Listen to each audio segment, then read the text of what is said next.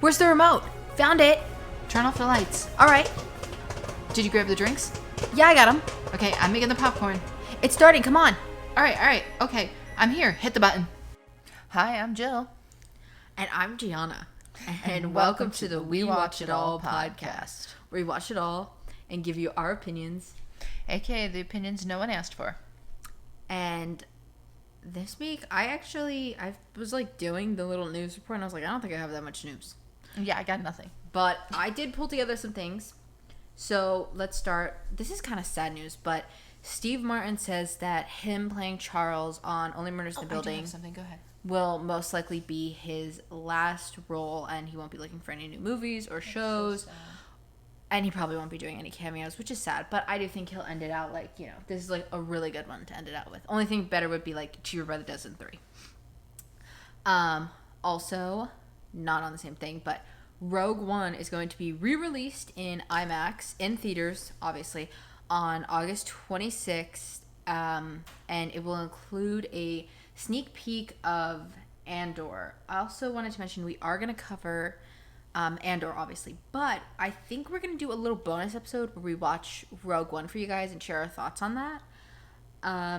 Speaking of movies, also The Samaritan starring Sylvester Stallone will be available for streaming on Prime Video August 26th. I may just watch that because we have Prime, and I've been really using the Prime subscription quite lately.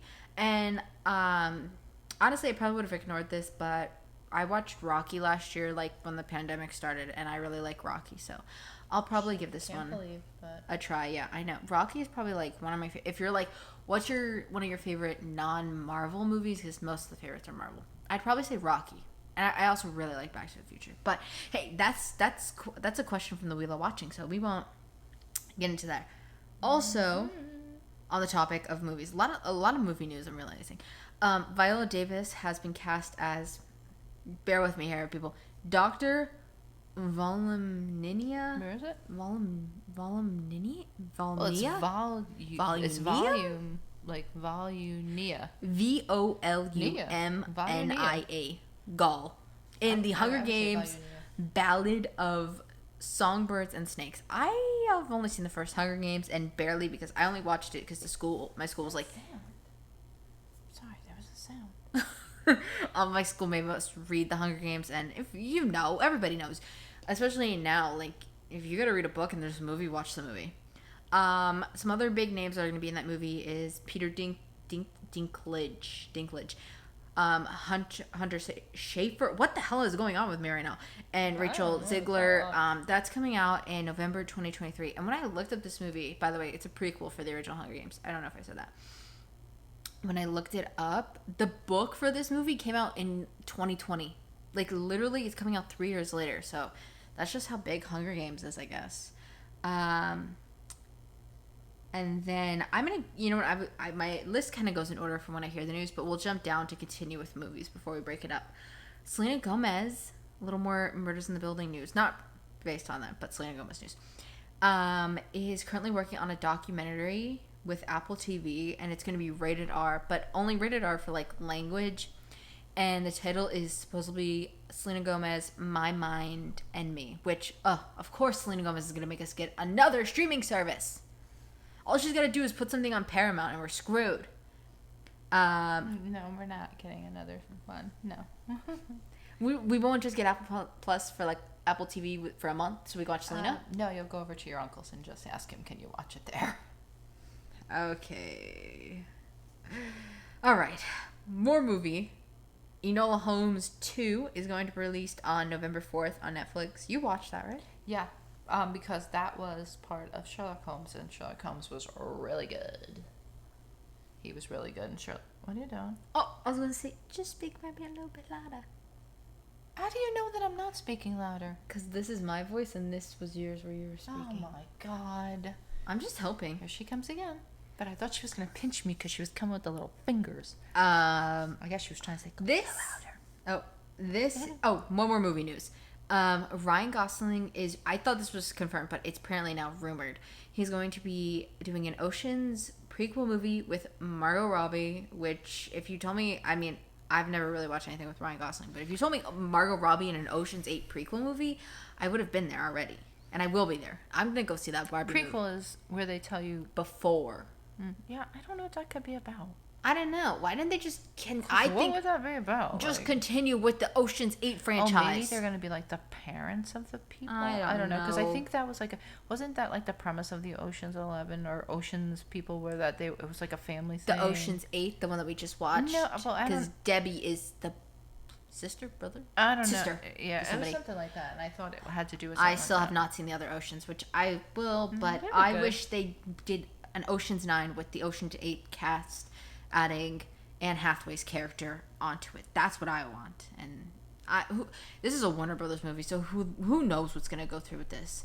Okay. Do you have... What was your news? Do you have it ready, or you want me to continue with TV shows? I have it ready. All right, go ahead. Mine will go with that one, with your next one. Well, I'm all the way here. Where are you? Oh. Here, and then here Lord. and here. Okay, I'll go then. I don't know how to say this kid's last name, but Jordan Elsass? That sounds kind of right. Oh, that sounds like a name you could have got beaten up for in school. Oh, he plays Jonathan Kent on Superman and Lois. We could never get into that one. We really tried because the Arrowverse, but I don't like it. He's gonna be good if she just didn't want to let me. She was a real hater.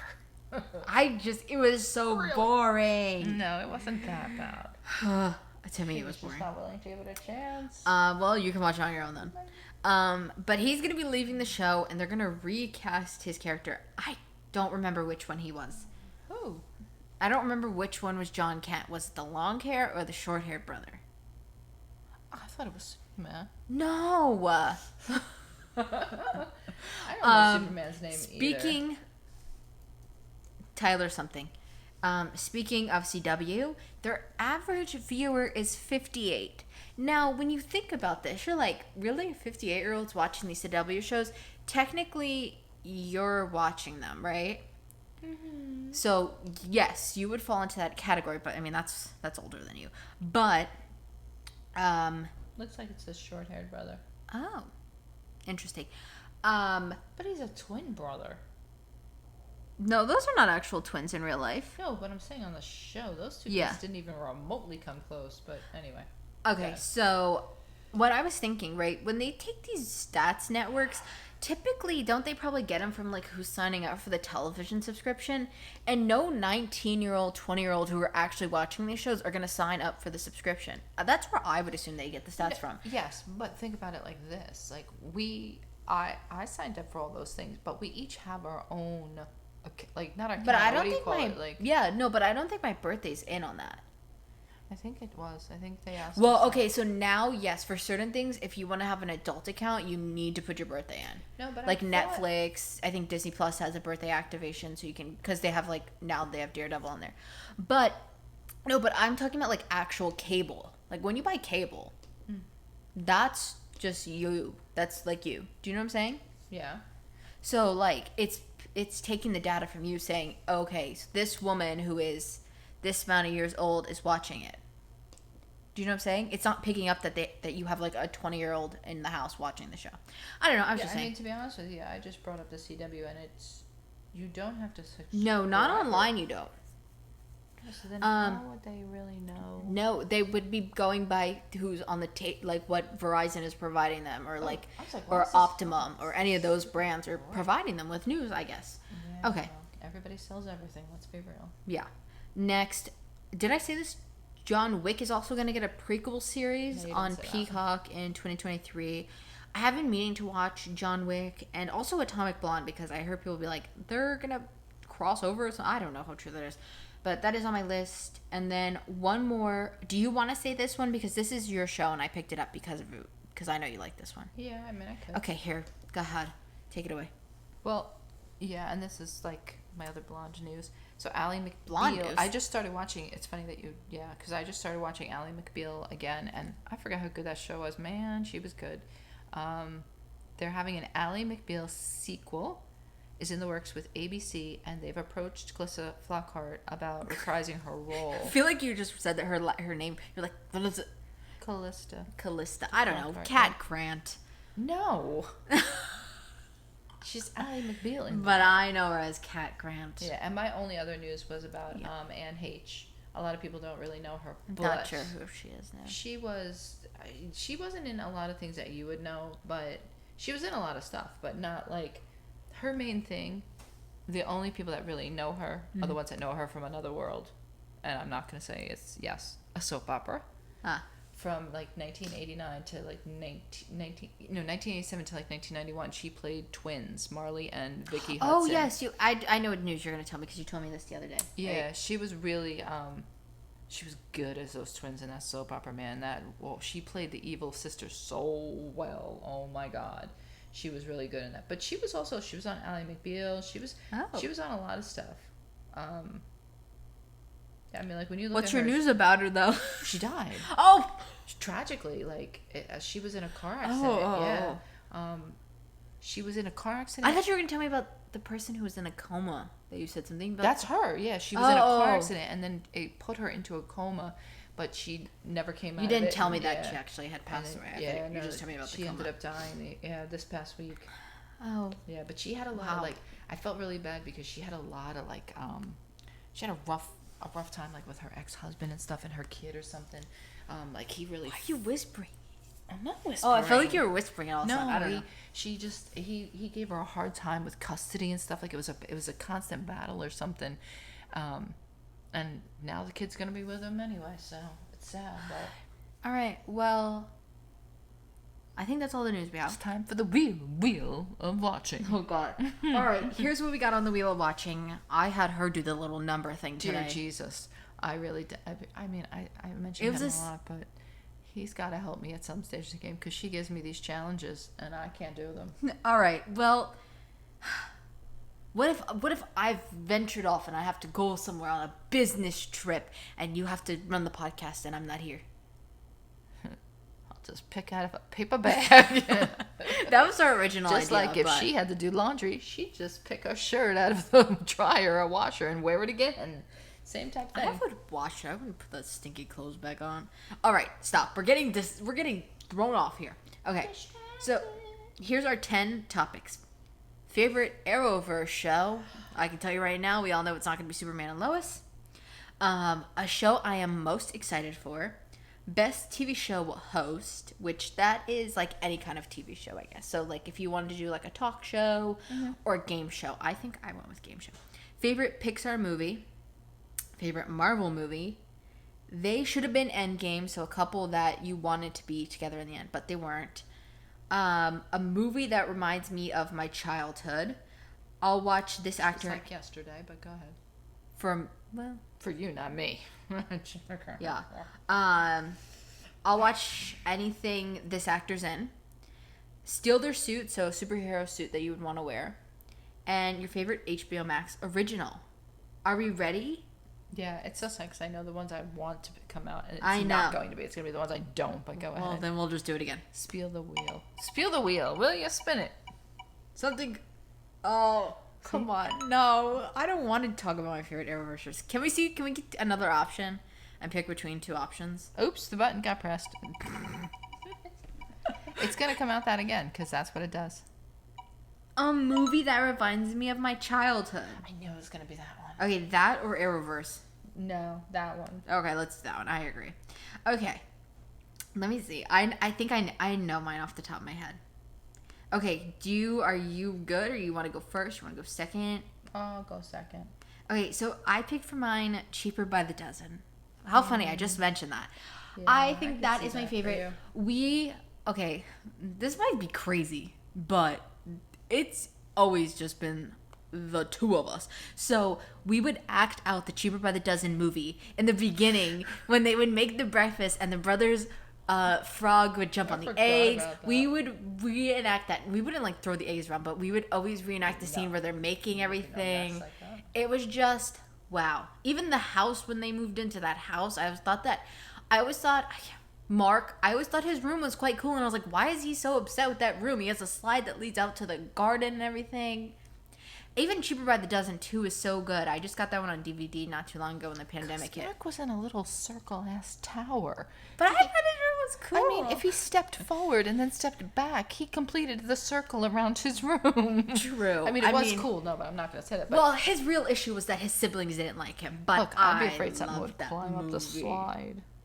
I know. Well, maybe there's a way to shut the slide down. I don't know. That is my favorite movie. Yeah, I will watch it. I've watched it all the time. I watched it just this past, well, not this year, 2022, but I watched it in 2021 of Christmas. So going into this year, I watched both of them. Because even the second one's so good. Murtaugh. Oh, yeah, you like Schitt's Creek? Yeah. Well, but he's in it. Yeah. Taylor Lautner. Young Taylor Lautner. Like Shark Boy and Lava Girl. Okay, do you have one? Or do you just want me to keep spilling about you that doesn't? Because I can do that. Hey, you know what's funny is like I'm really trying to think of one because I don't have it down because you have yours down there. But I don't know. Like I want to say, sadly, we went to movies, but not a lot of them. Not like how we go to movies or even like watch them on TV. Well, you know what? You used to even just buy the DVDs or like the tapes, or we would go to the library a lot. We were big library get the DVDs. Yeah, but we didn't do that. I'll pick a second one. Well, they didn't have DVDs. No, I'm saying, but us, like as far as me, like we would just go to our local library and they had a whole wall of DVDs, and we'd always, well, no, they had a whole wall of VHS. Yeah, I'm kind of old. And then they had a little rack of DVDs. She's kind of old. That would make me really, really old then, I would imagine. Well, I don't know if anybody knows what a VHS is now. I would have to say, one that reminds me, when did... See, I'll pick a second one now. Scooby-Doo. Oh my god, Jesus.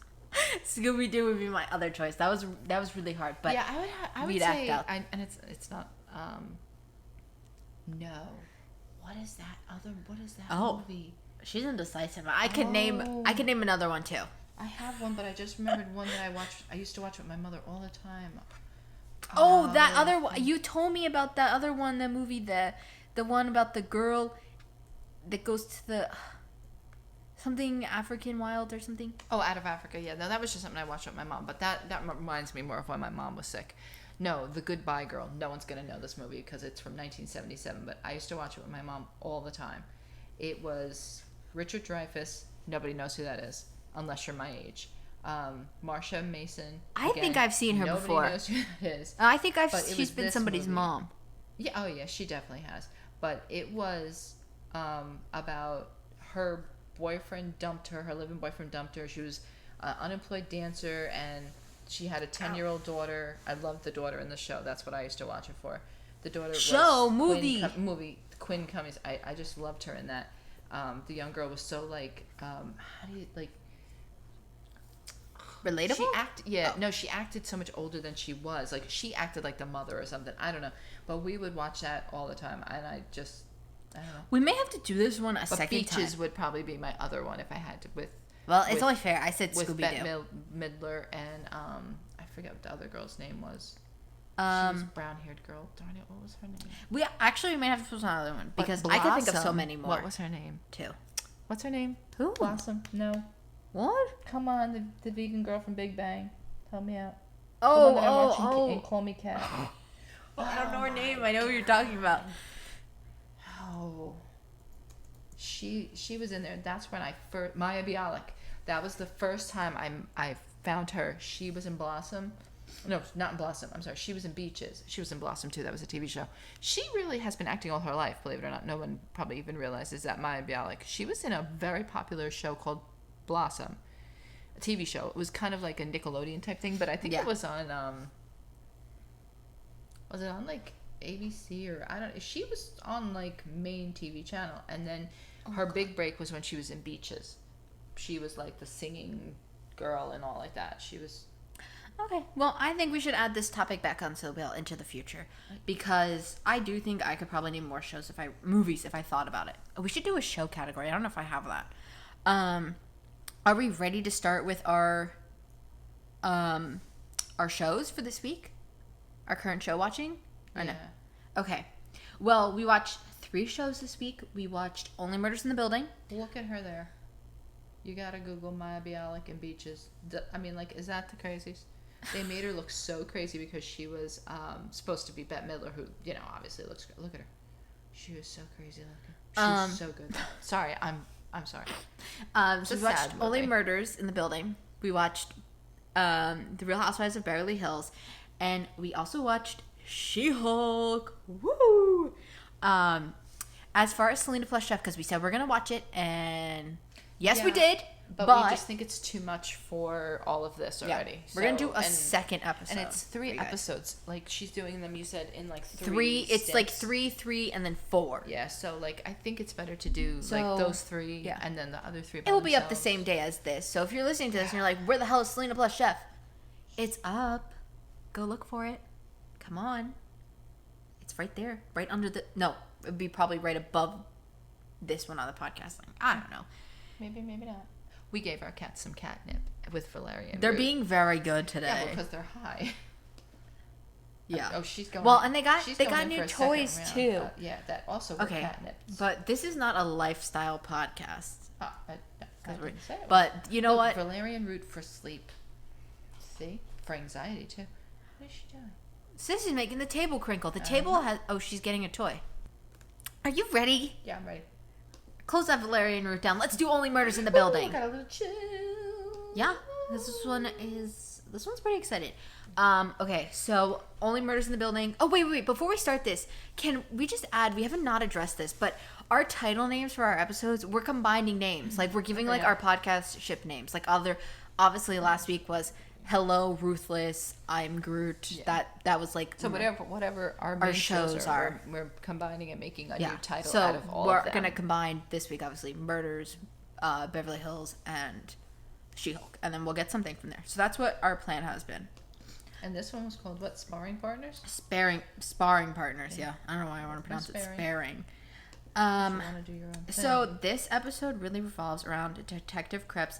And what's fun is when we watch the show, we also take our, like, obviously we have to take notes because I don't have good memory, but we take our notes, and I'll always put, like, I write down stuff like, but we'll go over that part once we get to there. So I do put, like, my little notes down that I'm like, if I think ahead before they make a big reveal in the show, that's what I do. Also, next week is the finale. I think we're going to make a really funny title this week. Just saying. Okay. Good. Anyway. All right. So the episode starts, though, with Detective Krebs doing the voiceover, and he's kind of talking about how he ends up, obviously, it's confirmed that he is Glitter Guy, but how he got there was because he only made, okay, I'm not good with pronouncing numbers. Can you pronounce this? $85,919. They always throw me off. Yeah, so that's how much he makes before taxes out of the $5.5 billion budget that the NYCPD makes. Okay. Yeah. Which I think he said, I'm not going to do the math for it. I tried to do the math. They had about another $700 million divided by, like, however many officers are. You know what? I wasn't very good at math. It was very rough math. Do you know what has me confused, though, more than anything? Here's, can I have that one, too? Not the crinkling, it's toys. She won't crinkle it. No, what had me was he was going so damn fast. He did talk kind of fast. He was like I don't want to say, like, I was unprepared for the information. Yeah. Because he started, and you knew, we know Krebs' voice, so we're like, all right, he's the narrator. But, like, I did not think, like, he was going to start rattling off the important information that you needed to know. Yeah. And that's kind of what he did. Like, he was like, you know, this is, you'd think you'd find out this, but then you end up in... Yeah. And I'm like, wait, maybe I should be paying attention to all this. Which he said, basically, the reason that we like, explained his salary to justify why he... She's trying to high-five the cat over here. No, why he took the Coney Island security job, why he works at smaller departments, is just to help make more money. I think he was also trying, as this goes on, and you... Who is popping firecrackers right now? Are you serious? I didn't hear that. I heard a little bit. So as you go on, though, like, I'm trying to think to myself, like, he mentioned things that make sense now, of course, as they went on, you know, and as they told, like, because he said something about pulling in big city cops to smaller towns to help with, like, murder things and stuff. Which and that then, will you'll see that in the end, like, where big. Like, all this stuff comes out to, like, how he was, like you were saying, he was explaining why he was the Coney Island security. Yeah. So we see him, like, in a bar, and he says, basically, like, when you see somebody and they just smile at you and your whole world flips, like, upside down. It just changes everything in your life. And I literally wrote in my notes, my guess is Cinda Canning. Yeah, that's what I figured, too. I wrote that down because I was like, there's no way, which I will say, I don't feel like my guess last week, where I said I think he's, like, a dirty cop, is 100% wrong. I think it's pretty spot on. I think I got it right. Like, yeah, no. She paid him off. Well, yeah, no, he absolutely is. If you watch this episode, he's absolutely one. So Charles and Mabel, after doing his little voice, Krebs voiceover, we see them, and she puts up a photo of of Krebs' photo on the murder board, and she says that he is Glitter Guy, which obviously. I think just him doing the voiceover kind of. I thought it was cute with Mabel doing the little sign language. Oh yeah, the glitter that. I guess she's trying to learn sign language for maybe, I don't know. What's his name? Theo. Theo. I know it was something with an it's E-O. something with an EO. E-I-E-O. Another important thing though was she says that there's this chicken logo on Krebs' bag, which now, even 2 weeks after we are confirming, we said that we thought she only took her bag. She took his bag too. Yeah. There's this chicken logo, and she's like, I feel like I've seen this before, which will also, like, this part is just this is very much of a setup, and everything will be cleared after. That knee. So then Oliver, dear Lord, comes in looking crazy. Yeah. He's in his pajamas. He's announcing that he got his DNA test results, and that Will is in fact his son. I did not believe a bloody word of that, because there's just no way that you're coming in Greek and the son's he's like, I'm Greek-ish. Yeah, so now instead he's acting like he's Greek instead of being Irish, which still doesn't make sense because he just doesn't look it. And so now you're like, well, did his parents lie to him, or what? Like, what the hell's the story? So I didn't believe it at all, because that was just too good of a story to not be true. So, yeah, he tries to, like, get them to believe that he's, all good. Yeah, and he also comes and tries to give. Yeah, that's right. He Charles, was really coming there to give the bird away. Bunny's bird, Mrs. Gambellini, to him, and they kind of, like, push the crate or, like, the bird cage back and forth, back and forth with each other. And those birds are in, like, really big cages, and they have, like, a heavy duty bottom and stuff. He said the bird was cursing at him all night or something like that.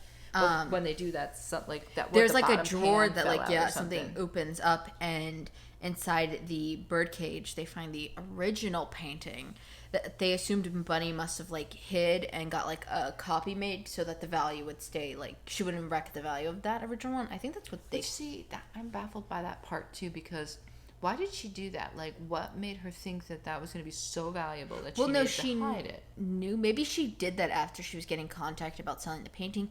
That's still a thing we don't really have clarity on, is the painting. I will say that's one thing. That's what I'm saying. Like, so she had somebody else paint the other painting, because how do you get to, or was it, maybe it was, I don't know. I thought that was weird, but. Which, you caught this. Do you want to share about the opening credits? Oh, yeah. I was like, why is Bunny walking a chicken? Yeah, she walks a chicken. I only looked at that because I was looking to see if it was the bird. Yeah. Because it was the bird in the rest of the season. And then the season before that, I think she walked a dog. So now she has a chicken, which we'll just say the chicken comes back to that logo on the bag. That's probably why the chicken was there. Yeah, that's what I'm assuming too.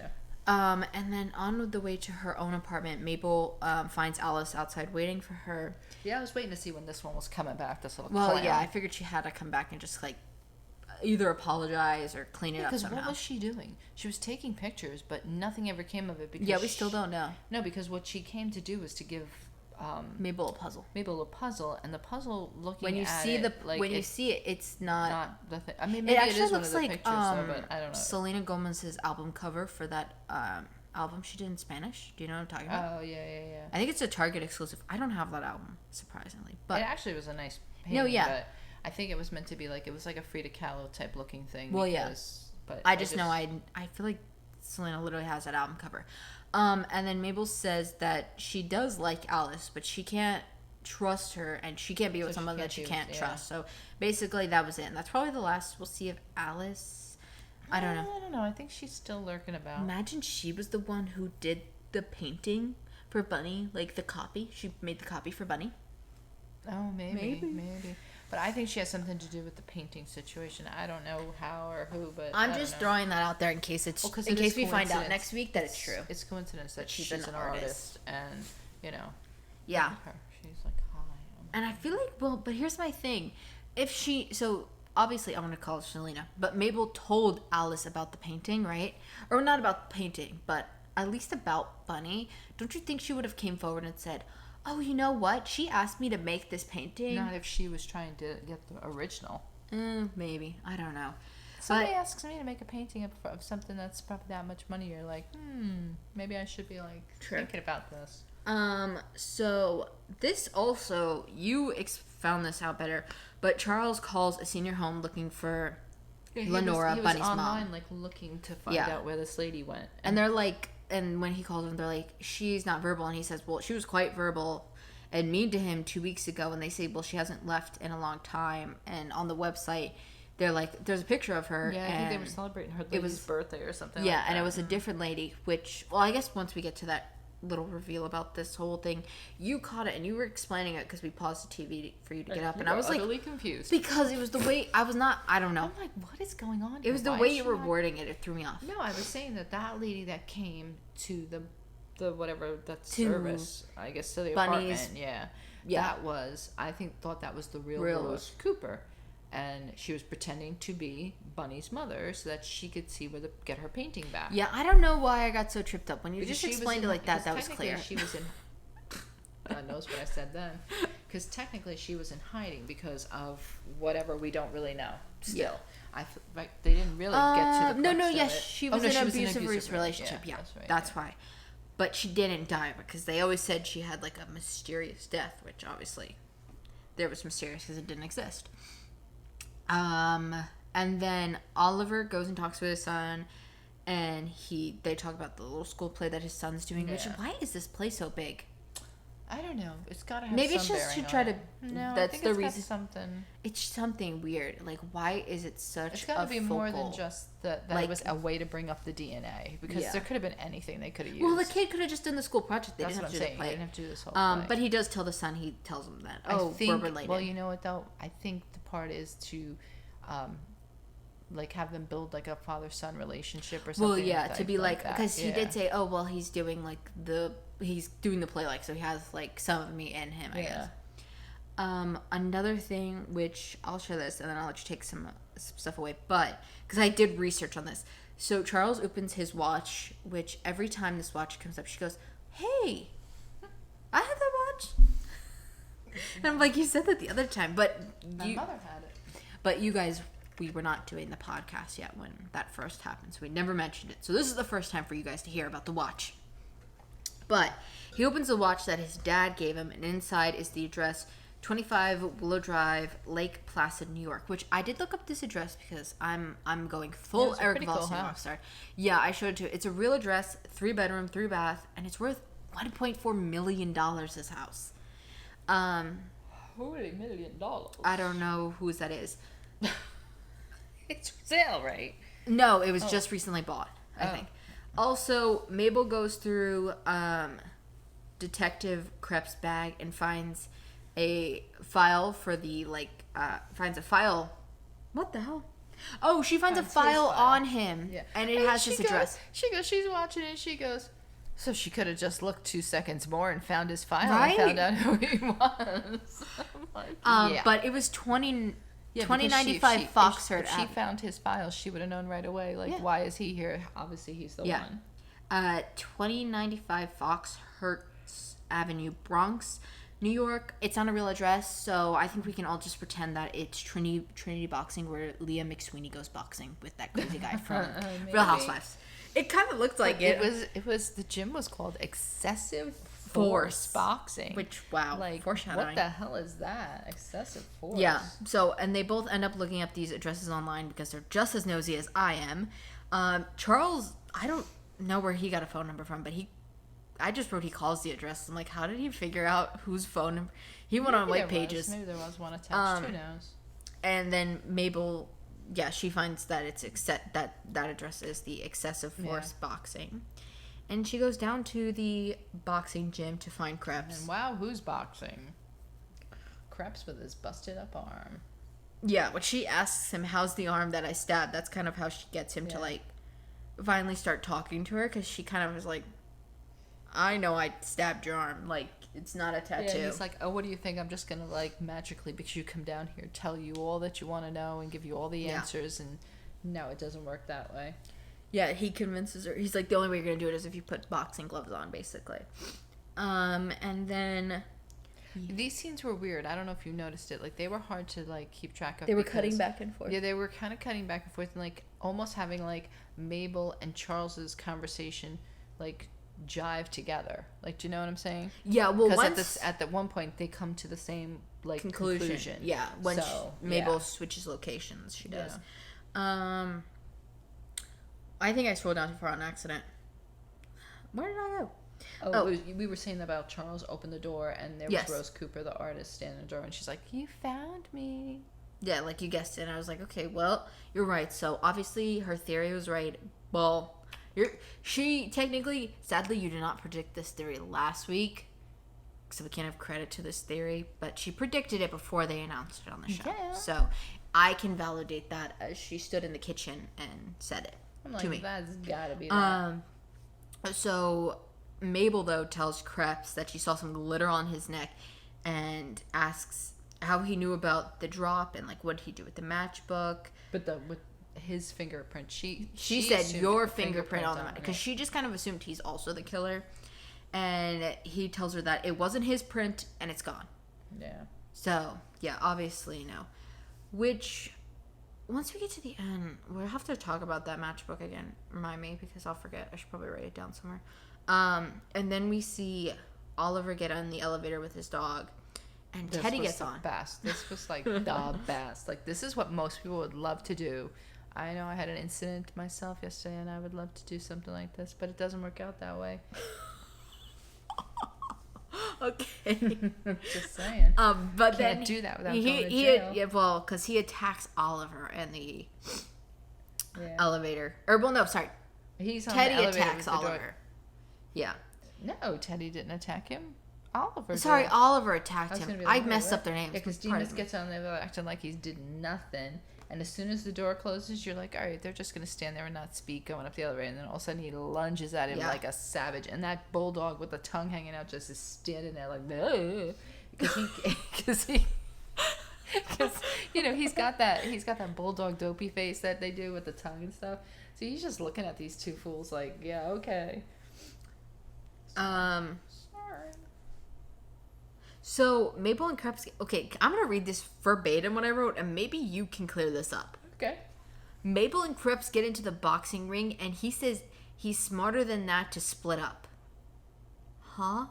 Oh, slip up. Slip up. Yeah, that's what I was saying. Where he said, "I'm not." Yeah, gonna, he's not gonna. I'm not. Like, I'm not. I think I'm just gonna open my mouth. Because she's kind of like telling him that, like, oh, well, you're stupid. Like, you're not smart enough to be able to pull off a murder. And he's like, well, I'm not. I'm so smart, I haven't slipped up yet. Well, because she was trying to say things, and he's like, "You're trying to bait me, and you're not gonna make me mad enough to be like, I wasn't stupid enough to do that, or I did this or something." And once again, with the damn spelling messing me up here. I just had to do a little reading aloud to pull it. Yeah, because I wrote she is goading him on to say something, and he ain't gonna do it. But then they go back to the best scene again, and now you see Oliver choking Teddy Demas when the doors open, and who's there but cracky Harold. Howard. He's so wacky. He like just sees them fighting. He gets on the elevator. I think they go down a floor. And they go down a floor, but like, why would, if you were that busted up about it, why would you even get on the elevator? Well, no, they were like, he was like, oh, are you guys done? And he was like, yeah, they waited, and then when the elevator closed again, he attacked him. Nuts again. Yeah, it was hilarious. And then Oliver tells him that, like, when Howard got off. I'm so sorry, I choked. Right?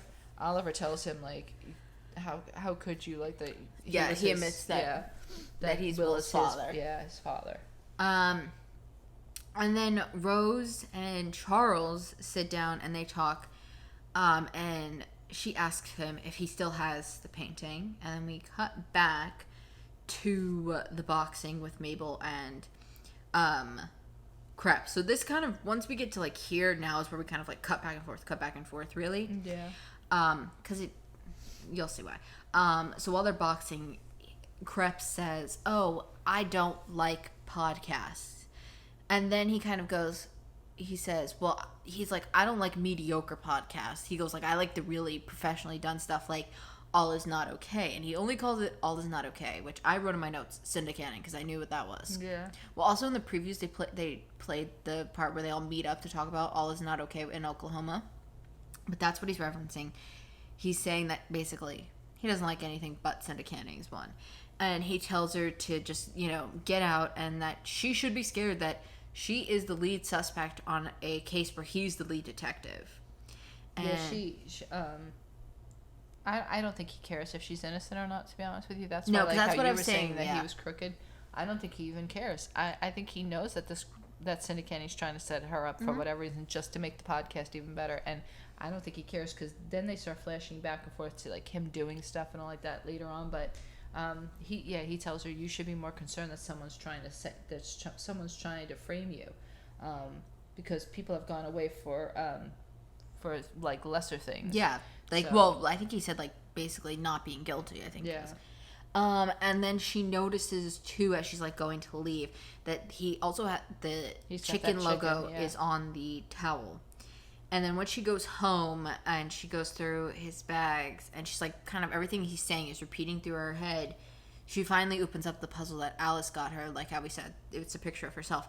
But one of the pieces, because it's quite a big piece of puzzle. Like it's like she cut out big pieces because she acted like she cut them out by hand. So I'm assuming so. Well, no, she's saying she did. Because remember, she said she hurt herself in the dark when the blackout. She was cutting them out. But these were like big pieces, like little kid-sized puzzle pieces too. But no, just so you know, because when she looks at it, it has the All Is Not Okay podcast on there, and then she starts listening to it. Do we hear it? I think we hear a little bit of it. Yeah, it does start playing and stuff. And then is that where Rose tells Charles to get the screwdriver? Not yet. No, because there were some parts where I got a little mixed up. No. So then Oliver and Teddy, we see them kind of talking about being, fathers, and Teddy agrees to not tell Will the truth about him being his dad, because also Oliver talked to the wife and she said, I won't tell him either. So basically, they've all agreed to keep this lie going through, which I feel like I want to make a theory for next season that something's going to happen where the son's going to like find out. I don't think this season, but I think like next season we'll see an episode, and this will be like in the preview, them talking about agreeing not to tell the son, and then it will get like revealed. I don't know. I just want to put that out there in case it happens. I just throw out every possibility in case it happens. So then Mabel goes to see Poppy. No, wait, you skipped a whole lot. What? Where? Yeah, you jumped all the way down here. What about like all this and Teddy? Oh, I'm sorry. Yeah, you were right. What the hell? Yeah. Oh, I skipped a part. Yeah. Okay, so sorry. Before that, though. Yeah, Rose tells Charles to go get a screwdriver. Yeah, to take off the canvas. Yeah, she wants to show him something. There's something he needs to see. So as he takes off the canvas, you realize there's 2 canvases there. And there is a pretty nice looking picture of him and his dad looking at the Arconia, which was really nice. That he said he wanted painted for him. So yeah. If you went to the Only Murders building experience, when you walked in, there was like a door and it had the original canvas, and then when you spun the door, it had the other canvas on there. Yeah. They had a bunch of stuff there to take pictures with and everything, but that was just something I noticed because I thought that was kind of interesting. Yeah. So if you went to that experience and you were not caught off, you basically got the whole show spoiled for you. Because even the murder board had, I'm going to spoil it. Well, I'm not spoiling it because if you're listening to this, you already know what happens. Syndicating on it, but I was like, because I was looking at it, I'm like, this is very spoilerish if you have not caught up. I just don't know why the painting was hidden under there. He said that his dad wanted that for him to give to his son, but like she didn't say like why that needed to be hidden under there. Yeah, I don't know because it's not she a said bad the top picture. painting was like for her, and then the other one was for him. But like I don't understand like why the second why one would have had to be hidden, because like, that's a nice picture. That's not like I don't know, maybe because then she'd have to tell who did it, or I don't know. Well, but here's the thing, it was just the painter then, but I don't know, maybe he thought he'd get tripped up. So before that though, while Mabel's listening to the podcast, she kind of realized that Detective Krebs worked on the worked with Cinda on that podcast. Yeah. Because she mentions about like bigger city cops coming to help on this smaller city, like police investigation. I don't think. No, And okay, she also talks about the chicken chug.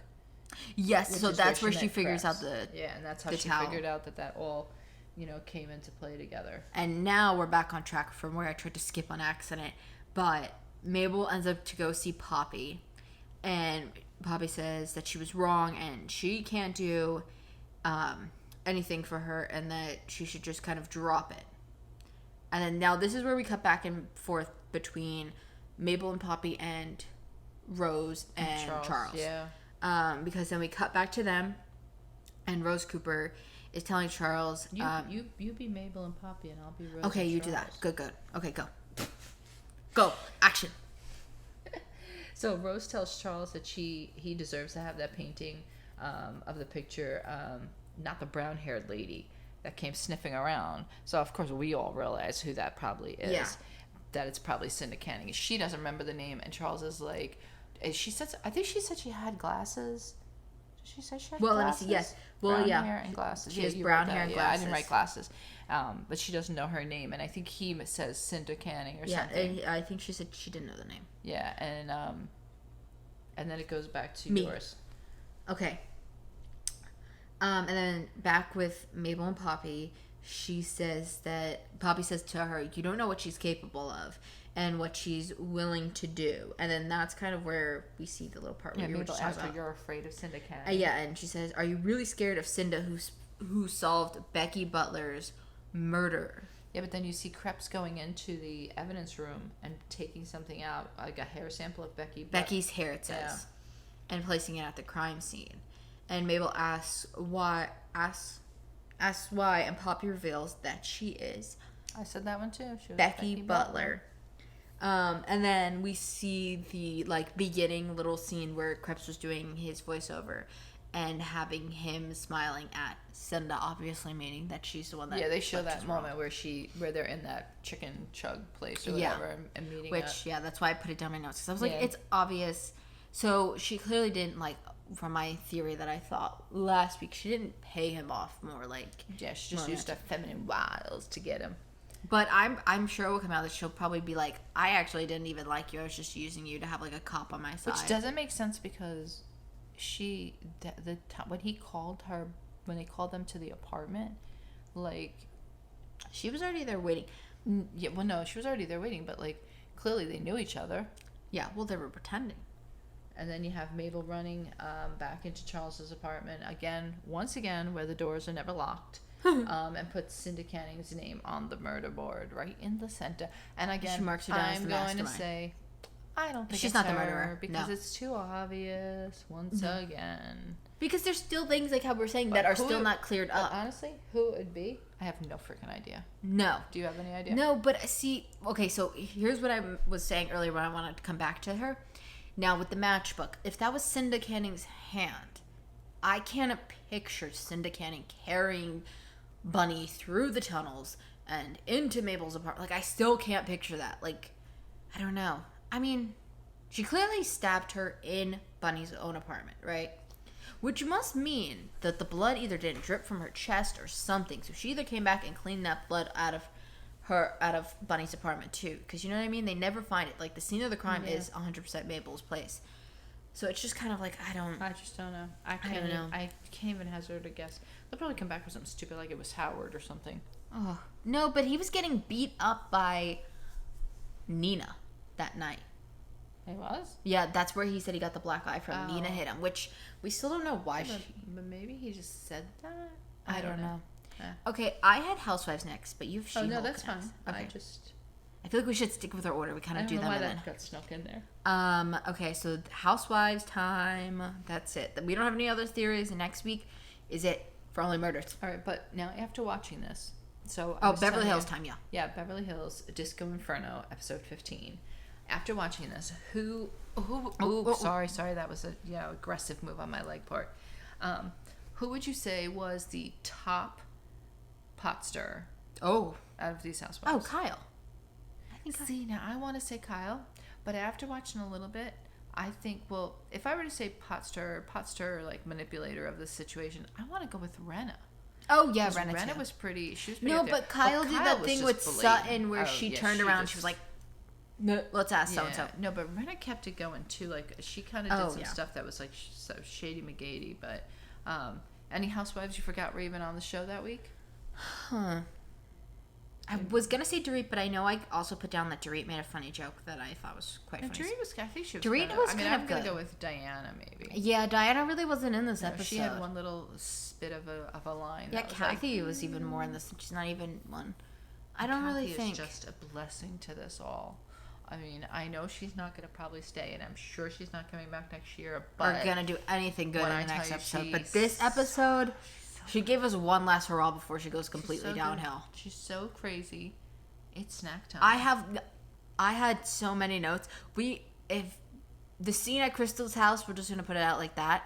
We had a pause and we rewatched it about 3 times. Okay, if you're not following us on Instagram, what are you doing? But on our Instagram, we watch it all. I put it on our Instagram story. I had to share the clip. Bravo shared the clip. That's how good this is. We have to get to that. So let's. Yeah, it opens up with the most somberest music. I'm noticing the music now more, but only because these 2 guys that I listen to on Watch What Crappens, biggest podcast for Bravo, but they always talk about the music. And I'm like, I never noticed the music, but I know you're one of those that notices those things like the music and the lighting. Well, yeah, because all characters have like a theme music. Yeah, so why wouldn't a housewife have one? They came into this with the most somber music. It was like... And I'm like, oops, sorry, Sky didn't like that. It woke Sissy up. Yeah, sorry, Sky. And it was like just Lisa recovering from her crying fit. Yeah, it picks up from last week's episode. Doting on her, patting her eyes and trying to dry under her eyes and whatever. And it's like, and all of a sudden, then you have another one of those moments where it's like, hey, of Dorit. Yeah, Dorit goes up to the party planner and she's like, is it a bad time to bring the cake out? I'm telling you, Dorit's getting funnier. And if the rumor you said about, oh, well, only our Housewife fans are going to care. Right. But we did break down the mid-season trailer, and it's up exclusively on our YouTube channel. It's 20 minutes. We added an extra 20 minutes onto that trailer. But I'm telling, she said, rumored that Dorit might be gone. And Diana. I don't know. I heard these, but I could see Diana, definitely. I think nothing's gone. confirmed, but I think they're going to say that she is pointless. I can't get the pillow to go up. Oh, I was helping your phone. It finished updating. Okay. No, but Dorit to me is so funny. I've not seen anybody else talk about Dorit. I don't think they'll get rid of Dorit just because I think her she and Kyle could get do along a friend. Really well. And, I think maybe she'll go down to a friend up, but I don't know. So they do inevitably bring out the cake and they all sing happy birthday to Kyle. But did you hear the way she did it? Like, listen, I worked in preschool for 6 years. She was like, okay, everybody, we're going to sing happy birthday together. Let's go together. And she might as well have just counted them in. Like, it was like 1, 2, 3. And then you get Mauricio. Did you hear Mauricio in the background? See, I rewatched this the other day just because I felt like I was missing some stuff. After she does that, he goes, okay, in C minor. Now, did he? Yeah. The thing is, most people won't even think anything of that, except for the fact that if you're, this point is killing me. Sorry, Coop. Can you help my mother out? Oh, wait, Sugar said no.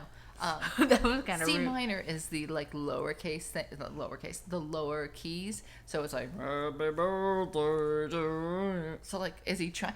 Did you not feel he was ragging on Kyle all evening? I don't know. I was too busy focused on that. He was also stirring the pots. Well, he said something. There was something that he said. And then when they brought out the cake or something, I can't remember. There was a couple of times he said this. He made like comments. Oh, no, it's at the house later when she's opening her gifts. He opened the bottle of wine or something and said, I tried to find one that was honoring your age or turn, and she made like a stupid thing. She was like, oh. Like, it's like I couldn't find any as old as you or something. And I'm like, damn. I'm like, is this the end of Mo and... No. Yeah, I know. They haven't renewed their vows yet. Yeah, that's when it'll be the end, when they do the jinxer. I fully believe in that. It doesn't matter. Anybody now. And of course, they gave it one last shot to show the 2 guys outside in the front as if they were laughing at all these things. I'm just like, seriously. Well, my favorite part, though, is after they sing Kyle happy birthday, Kathy goes, now what? Now what? And Kyle goes, she's stirring the pot now. She's like a petulant child that like has to be like, let's go. What are we doing now? What's the next task? Well, she's probably like, is there something else going or can I just go home? Because that's how I'd be. But those men were off the chain crazy too when the men went off to the side Oh yard. yeah, because I had noted PK's getting into crypto. I'm not a big fan of like crypto or NFTs. I'll just put that out there now. Which one of the husbands goes to him and I think they're like, "What is that?" And he says, "How could I even explain it?" And I'm like, "I don't even." I'd have to kill you. I think he said. Crypto is very easy and common, and most people can get it. So it's not something that's like a high. Well, I mean, it is kind of high society, but it's not something where you'd be like, "I have to kill you if I tell you." Sirens are coming for you. Relax, boo boo. We'll give the sirens a second. They're getting louder. Are they coming for your coops? No. You found out about crypto? PK sent them in the place. I thought crypto. No, PK. I thought crypto was just another form of currency. It's basically virtual money. That's what I'm saying. But it has a higher thing. It doesn't make sense to me. But he's basically, somebody was like, "What is it?" or something. Besides that, but he was like, he didn't want to explain it. And I'm like, I fear that PK doesn't even know what it is. The worst thing was, I think it was Rob Minkoff, Crystal's husband, who is pretty intelligent. I think he was one that said it because I think he was sitting down because the only I don't know why I was thinking. Yeah, well, I think Asher was the only one. The planner was the only other one that was there. I think just Asher. Oh, the dentist. Maybe it was the dentist. It was somebody, but I was just, or whatever. I was just like, okay, I don't think PK knows what crypto is either. I barely know what it is, but I know I don't like it. And then the best part was when they all start talking about like there's deeper issues and this stuff and this. Yeah. So they start going, and then they turn to Garcelle goes and turns to the two girls that are there representing Dr. Grossman. Yeah, because they show them randomly. They're like, you guys can go. leave. You could go. And then like I guess Dorit felt like that sounded really mean. She's like, well, no, we're not saying you don't have to, but if you don't have to sit and listen to this like nonsense, I guess. And they let them sing Kyle Happy Birthday, and they're like, okay, now you're good. I think someone goes, well, we're just having dessert. And then all of a sudden you just see them, they up and go. Yeah, I know the one that was like there is Crystal's friend. Yeah, I saw her again, but I was like, okay. I mean, that was so weird because I figured they probably had left when Rinna started crying, but to see the camera pan to them and then still be there, I was kind of like, I told you they had a front row seat to the best show in town. I mean, come on. Who wouldn't just stay there to watch a Real Housewives fight? If you left, you're a damn fool. You sit there, you put your hands under your chin, you're like, oh, happy day. We all know if you're somebody who watches Housewives and you live in a housewife state, or I guess in California, you live in a housewife state. Damn restaurant when their glasses start throwing. You hope wherever you hope that they're filming. You're like, put me on camera. I don't care if it's a bad day. I need to be witness for this. And then of course they want to discuss deeper issues and who comes up with her issue, like Crystal and her eating disorder. Well, I think she brought it up because she said she wanted to clear it up with them. Well, she wanted to tell them that which doesn't see. I don't get this one because she is telling them that she's in therapy. She's telling them she's interviewing people that Lisa Rinna gave her, and all this stuff. But then yet later on she tells the husband how she doesn't want to be forced to do this and do that. Look, if you're putting yourself out there, you have to know people are going to have comments because that's just what it is when you're on these reality shows. They're going to have a comment about what you're doing. So well, no, because what was weird too, they were like, she was like, oh, I am seeing somebody, and they're like, you don't think you should be seeing someone better because you're not like cured yet? And she was like, well, I did ask Rinna for like new people and I'm interviewing them. Well, but I was like, that's so weird. They were like, you don't think you should see somebody better? Because I don't think they get it. Like, she's never going to be cured. It's like a diet for a person. Like, if you look at it as a diet, you're never going to be successful because it's got to be a way of life. And that's what that is too now. She has a different way of life, so. And then my favorite, Garcelle doing a little pot stirring here. She says, is there anything left to clear up at the table? And Sutton's like, yeah, well, the liability comment should still need to be cleared up. You know what I didn't understand? She starts going, well, yeah, I had a really bad Saturday. And I'm like, okay, what is that? And then she went into like, she started as it's a really bad Saturday, a liability to her friend, and then she starts talking about the lawyer. She got contacted by a lawyer for one of Erica's cases, and like subpoenaed, but not yet a subpoena because she talked to a lawyer or something. Yeah, she hired a litigator to like answer the questions for her or something. But I think she was trying to prove that what she said last year, that not that she's a liability, that like them interacting with her could possibly cause repercussions on them, But well, Erica did I think say she's trying to prove she was right. Yeah, but Erica did make a point. I was like, that's kind of true.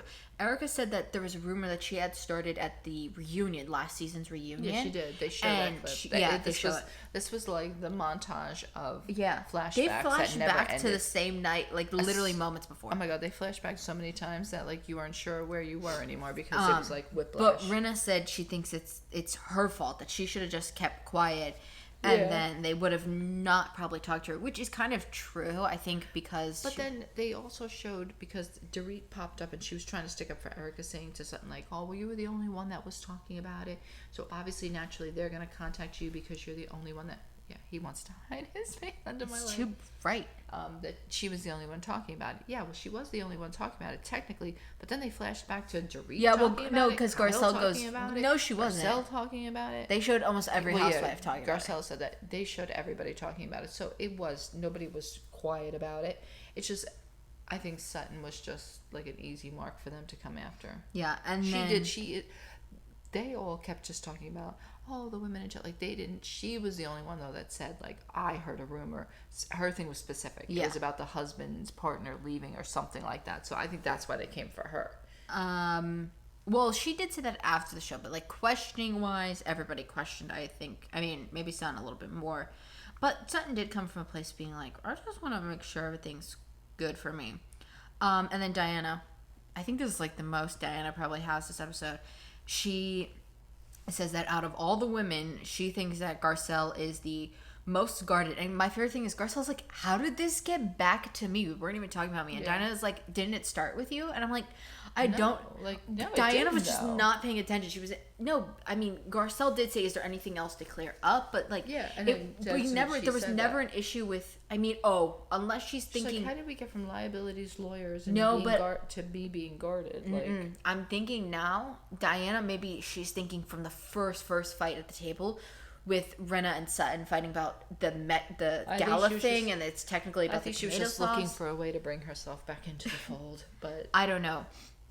And basically Diana says that she feels like Garcelle had like kind of like shut her down, not being able to make friends with her. And they left at the Christmas party. That's what Garcelle was trying to say. Like, they left at the Christmas party, like, acting like it was going to be fine. And then, like, Diana's like, yeah, but I haven't seen you since. And Garcelle's like, I haven't seen you since either. Like, don't come for me if you're not making, like, a plan to be, like, you know. Yeah. And Rinna says, do you see, like, she asked Garcelle, like, do you see where she's coming from? And Garcelle but they did that asked thing her the where same question about back. The music. They shut all the music down, and you just heard Lisa go, are you listening to her, Garcelle? Do you hear what she's saying? And I'm like, oh, dear Jesus. And then you got Kathy, who's laughing at the whole thing. I'm like, oh, my God. And this is only the start for Kathy, you guys. We're getting close. She just goes crazy by the end. By the end, she's cuckoo for Cocoa Pops. And you got Lisa Rinna and Garcelle just going back and forth at each other, and like... Yeah, well, they kind of agree, her and Diana and Garcelle being like, they would like to know each other, like, differently. Basically saying they want to start over. But I think if Diana is like this with like how she was with Sutton, with everybody, that's probably never going to happen. And then Garcelle asked Rinna if she got it, like, if she got what she was saying now, like what they said... and wants to know, like, why did she ask her and not Diana? And Rinna said she thinks it was because Garcelle was being defensive. I don't get that. This is where I'm saying that I think she was a pot stirrer, because she could have let it go, but she brought back up Diana's thing, and then she starts like picking at Garcelle, which I didn't understand, because if Garcelle's not saying she's got these problems, how are you telling her she has them? I don't know. Okay, now, we have to take a little step, and then we're gonna go on to probably the best scene besides the disco party. So Crystal talks with her husband, and they kind of recap the party, because he's like, what was going on over there? Yeah. And she also tells him that she feels pressure from the group to get better. I think that's what I mentioned that last week, so clearly it was in this episode. And then in the middle of tears, I wrote, you hear, hello, hello, hello. And Kathy comes in. Anybody got a cracker? Polly want a cracker? Wait, not yet. And Kathy comes in, I want to point this out, in the shirt that she's also wearing in the mid-season trailer from the E! Entertainment Instagram Live.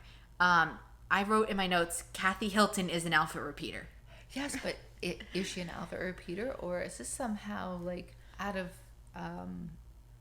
Sinker. I don't know. I don't know. There's a lot of foreshadowing this episode. Yeah. I wrote it down like this a lot. One, yeah, big time, especially her. Well, with Kathy, that's like what I I'm feel saying. Like, is this not in the right order? I don't know. Like, you think they filmed this after? I don't know. Something's weird. Oh, I don't know. I mean, I don't know. So Kathy, though, when she comes in, she sits down and she tells Crystal that they aren't doctors. And well, Crystal tells her, "I'm sorry, I was just crying or something." Oh yeah, she apologized, and she's like, "Oh, what?" Like, that's where like it gets me, because sometimes Kathy can be so freaking normal. Like, she's like, "Listen, we're not doctors, we're not lawyers, we're not therapists, but I do think the girls came from a good place, and you got to do it for you, and only like but she like actually gave out great advice, and advice. In the breath wasn't even done. She's like, "Do you have a cracker?" But I also put in my notes, faces, singular. She just wants a cracker. And if you look at their faces, they're like, because they're waiting for the rest of the advice, I think. Yeah. And she just slipped in, "Do you have a cracker?" Like, just anything, a cracker. And it gets worse from there. Yeah. So Rob turns and he's like, "Oh, we just got this lovely gift basket in." And while he's like going through this gift basket, Crystal gets her these crackers, which are clearly they say lady crackers. I don't know. There's some kind of fancy crackers. They're no Ritz crackers. Yeah, they were called lady crackers or something. And then like that. Rob says, "Oh, would you like some cheese?" Yeah, do you like blue cheese? She goes, like, "No." And he's like, "Well, what about some Gouda?" And she takes that, and then she goes, "Yeah, I'll do that." And she goes, "Do you have any Diet Coke and a little napkin?" Yeah, a little napkin. A little napkin. I'd be like, I don't have any just napkins. I put down that they just start running around like she's their servant. Oh my god, wait. Here's what I wrote. I wrote, Rob goes and gets her a glass for her Coke, and he says that he loves that he's feeding her, but I wrote, Rob hustled around that kitchen. He did. It was really, they were hustling around the kitchen. It was like all of a sudden, they were like, boom, they're boom, like, oh boom, god. Boom, boom. And like, it was because it was Kathy's snacky time, I guess. Maybe imagine they did film this out of order, and they were like, they knew what happened on the trip, and they were scared of her. So that's why they were like hustling around. Well, I don't know. She's friends with them, but I don't know. It was very weird because then they tease, and like I didn't, until I watched it the second time, I didn't know who said it first, because then they said something about you came all the way over here and all we gave you were some nuts and cheese. That was Crystal. Crystal said it first, and then Kathy said it with her. I drove all this way for a couple of nuts and cheese and crackers. But if you watch it, you hear Crystal say something first. Like, she was mocking it first, and she joined in. So I'm like, all right, well, that's kind of better, but because they are kind of like. But did you see? Then they pan onto this lovely like charcuterie board they made her. There was blueberries on there, really nice cheese. There was like vines of I don't know. I don't know. I would have loved to see that scene play in full. And does that? Can I have a cracker? Like, next person's house I go over, be prepared for me to ask you for a cracker, a singular cracker. What that scene was about, I think personally, it would have been cut if Kathy isn't gonna get a crazy Aspen as she is. Like, I think this was to be like, look how high maintenance Kathy is. I think so too, maybe. Like, I think that's why even like in the scenes like in the future, you will kind of like that we get into with Kathy, where she kind of goes a little kooky again. This was only the beginning too for that, but this is my favorite scene. And then we're at Kyle's house for her birthday. Oh yeah. Yes, baby. Cooper, you're not a Kyle fan? Which I saw a little staging here going on. The second time I watched it, first of all, I heard her name drop Kris Jenner with the big ass flowers, which I'm and somebody else. God. Well, she was talking about Garcelle gave her a bottle of wine, but like Kris Jenner was definitely the name dropper. But the funny thing is, so she's there with Mauricio, and that was when he made the comment about the wine or whatever he was opening for her, the alcohol, and the daughter was getting ready to come in and then kind of backed out, like, because as if she thought they weren't ready for her. It was like they produced, like, not your cue, not your cue. Yeah, like it was a weird dynamic. Like, I didn't see that. You kind of like saw her, like, she did like a weird about face, like, and like went back. I don't know. It was kind of weird. I noticed. Well, yeah, because the other one was coming in with the skates. Portia comes in to give the gift the other from one was Sophia. coming in first, and then she kind of did this weird, like, a bow face, like, oh, no, not me. Sorry, this one's supposed to bring the skates in. Which I thought was funny when she, so Portia gives Kyle skates that were from the other daughter, Sophia. Yeah. And when she puts them on, she tries to skate around. That new dog, Smokey, was trying to bite them right off her feet. They were beautiful skates. Yeah, I had a previous little skating run in my past. They were pink, like, sparkly ones. Oh, they looked like rose gold, like. Yeah, I think they were kind of, but they had like holographic. Yeah, they were really nice. They were much nicer than my white and purple ones, but mine were beautiful as well. Yeah, they were nice. I got those purple skates on a Black Friday. Wow. That was my first ever Black Friday purchase. Now we're big Black Friday people, by the Toys way. R Us. I love those skates. They were my favorites. Yep, those were Toys R Us Black Friday. I got a Toys R Us doesn't even exist anymore, except for there's one. There's one in the American Dream Mall in New Jersey. So, and in Macy's I think now. But all right. That was us getting sidetracked. Apologies. Because I didn't take many notes on Kyle, because no offense, I was kind of bored. Yeah, no, the one things that I remembered most were... sorry, that was obviously, they were talking about the wedding. The new daughter. That's literally what I wrote. Her new daughter. No, the oldest one, Farrah, is gotten engaged, and she's going to get married, apparently, in La Quinta or whatever. I'm sure somehow they'll try to get that paid. But one thing I did notice that is Mauricio did not take his hat off while they were sitting and eating dinner. Because it's an ad. I know, but still, like, you had it on for that whole time. You could have took it off while you were eating, just to be respectful. Yeah. I noticed that. I thought that was kind of crappy. And then... Or could have put it next to you on the table. Yeah, or something. You're trying to have all this kind of deep wedding conversation, and meanwhile, they had crabs or whatever from Joe's Shack. The hammers slamming and all you got are those hammers slamming on the table. So I'm like, seriously? You're not going to have a conversation. How are you supposed to have a conversation with that? And, like, Kyle in her bib, I couldn't. The whole thing was just entirely too much. I'm like, insane. Insane. Okay, and then after that scene, Erica and Rinna, they meet up for lunch and they talk about Sutton and why did she have to like bring up the topics that she did at the party. When they showed up, now clearly they saw each other come and they said hello. Did you not see when they sat down initially?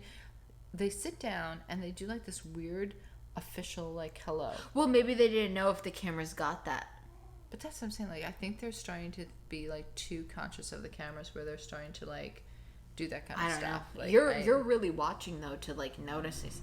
Oh, but I know it's okay, Poppy. Oh my God. But I noticed she's like that. Lisa Rinna will be like she'll wait till they sit and she's like, "Hey, hi, how are you?" I'm like, "You just saw her 5 seconds ago. What are you talking about? Like, you walked up and said hello, and now you're gonna sit down and do like some kind of weird official hello." I don't know. I thought it was weird, but that's just me.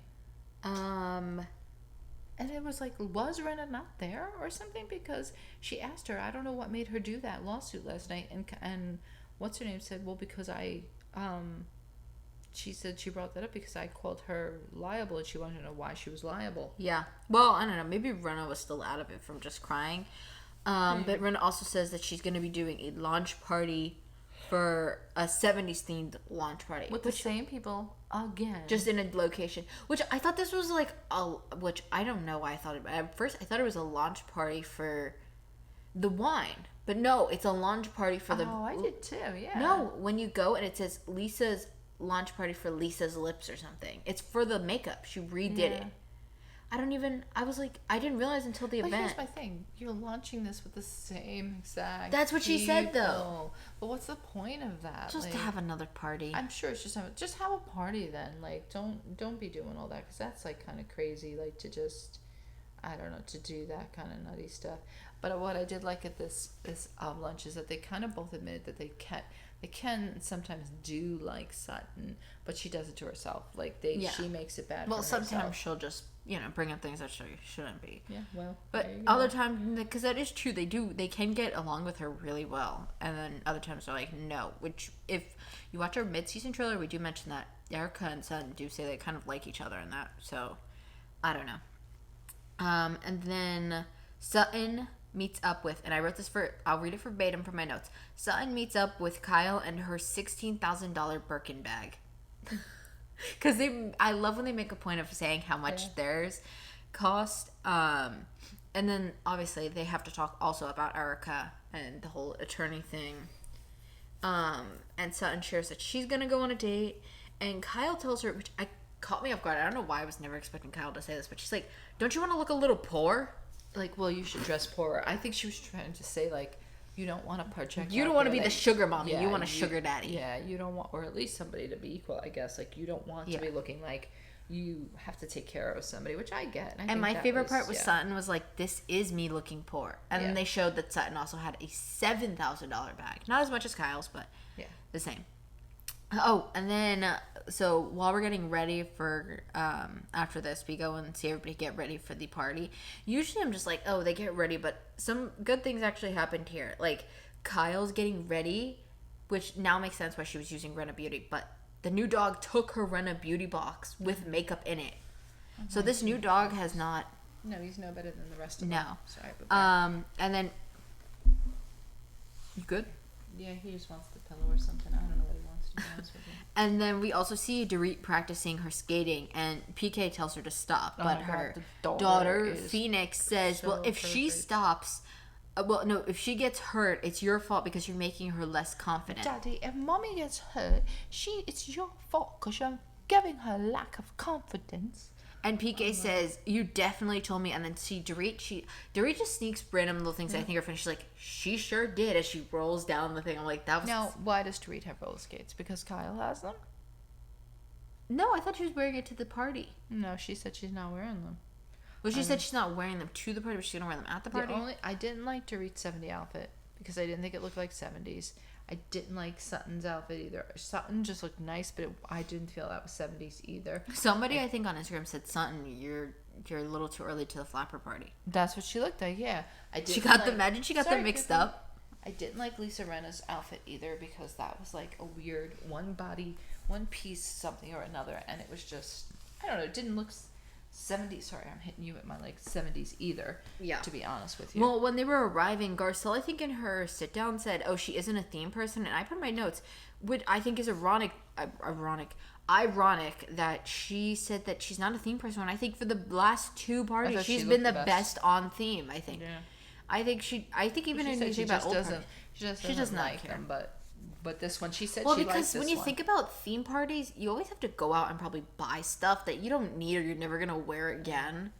So, but I mean, in my opinion, this party and last party, she's definitely been the best on theme, best dressed, and everything. You know, the other thing that I noticed was I really couldn't figure out like where the hell they were because it looked like it could be someone's backyard, parking lot. It could be anywhere. It looked like they were on a roof, but it looked like they had just hung up black curtains and gave them a small corner of the roof. Yeah, I don't know what that was. I don't know. I thought it was weird too.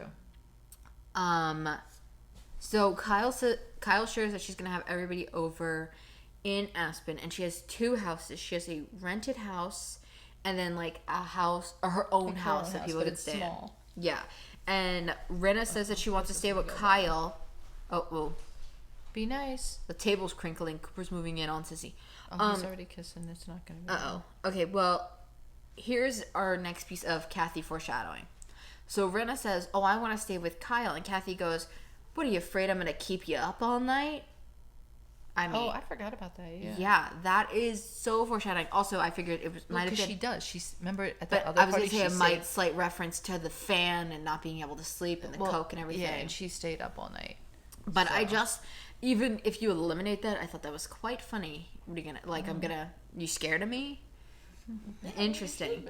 Garcelle says that she's gonna stay in the rental, and Diana says that she's gonna be in the hotel.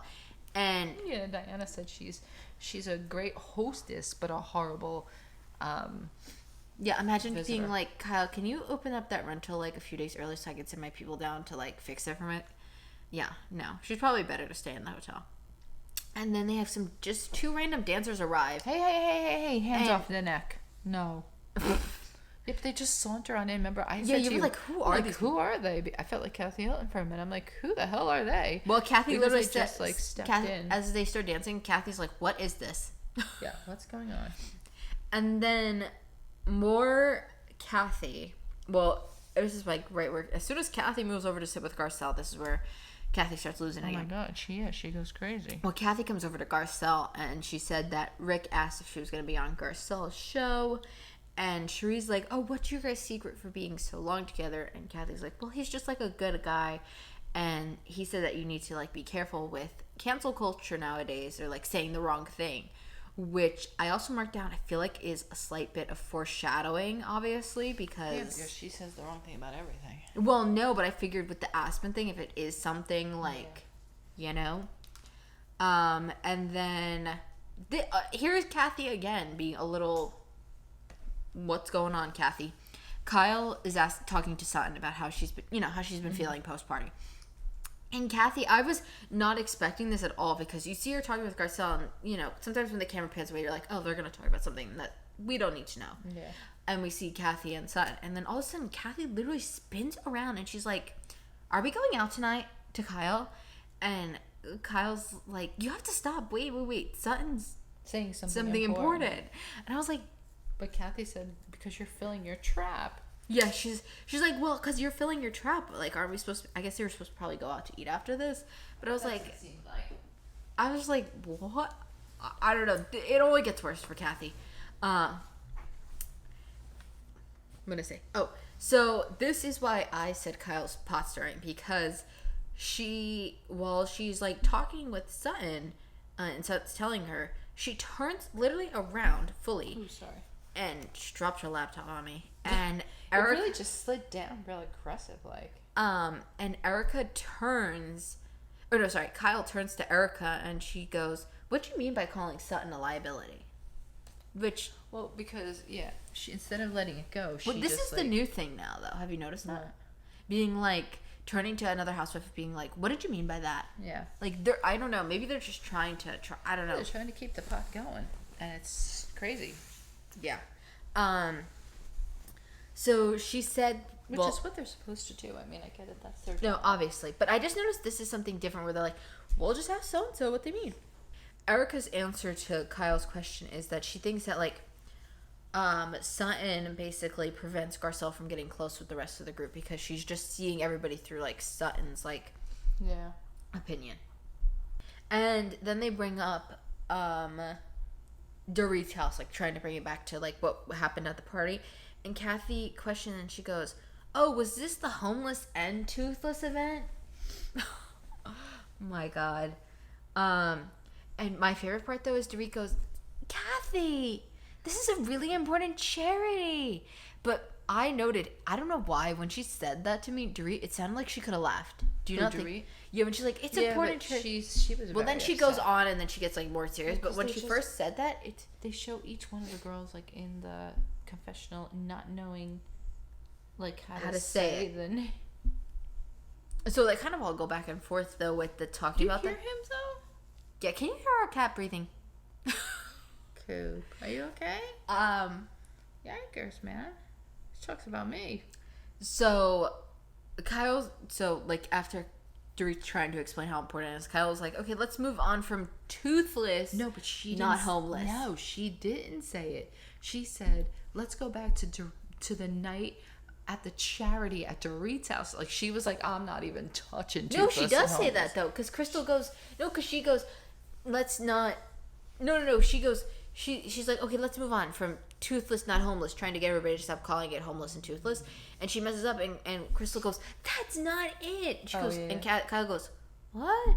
She goes, you said it's toothless, not homeless. She's like, and then I think Kathy apologizes, and my favorite part is she goes, really? I didn't hear her apologize. No, Kathy goes, yes, Kathy goes, oh, I'm so sorry. I've worked with the homeless and I've worked with the toothless. Oh, I didn't realize she said I'm sorry. Yeah. And she's like, they got to get this charity, I think, like a new name or something. What I was like, that's such a weird, because when she's like, oh, I worked with the homeless. Okay, yeah, that makes sense. But you've worked with the toothless? What does that even mean? I don't know. It was very open. That would come me off guard. It was very open ended and didn't really go far. No, and then she tells Garcelle, she's like, they gotta give this another name. Yeah, and in the middle of, like, the whole thing, all of a sudden Erica just blurts out, apparently I have a drinking problem. Like, but the faces that she makes at Garcelle is like, wait, what? Like, she's directing it to her. Well, yeah, and she says that Garcelle's pushing, like, the whole drinking narrative, and that Garcelle's a liar, and Garcelle and they kind of, and she's like, by saying all this stuff, she's making Erica look bad, and Garcelle's, well, like, I don't need to make you look bad. You can do that on your own. And then this part was so funny to me, too. Sutton's like, I'll call you tomorrow, Erica, to, like, talk about it. Yeah, and Erica's like, please don't. She's just kept saying, don't. Like, that's like that other night where they were like, kind of mean. Where she was like, oh, I agree with you. And then, like, because, see, I think Sutton tries, and I think it just... No. Yeah. I don't know. And then Kathy says she can't believe, like, she kind of whispers to Garcelle, like, how much she got for the homeless, not toothless comment. And she keeps poking at her, going, homeless not toothless. Homeless, not toothless. I was like, okay, Kathy. I was like... I'm like, she's crazy.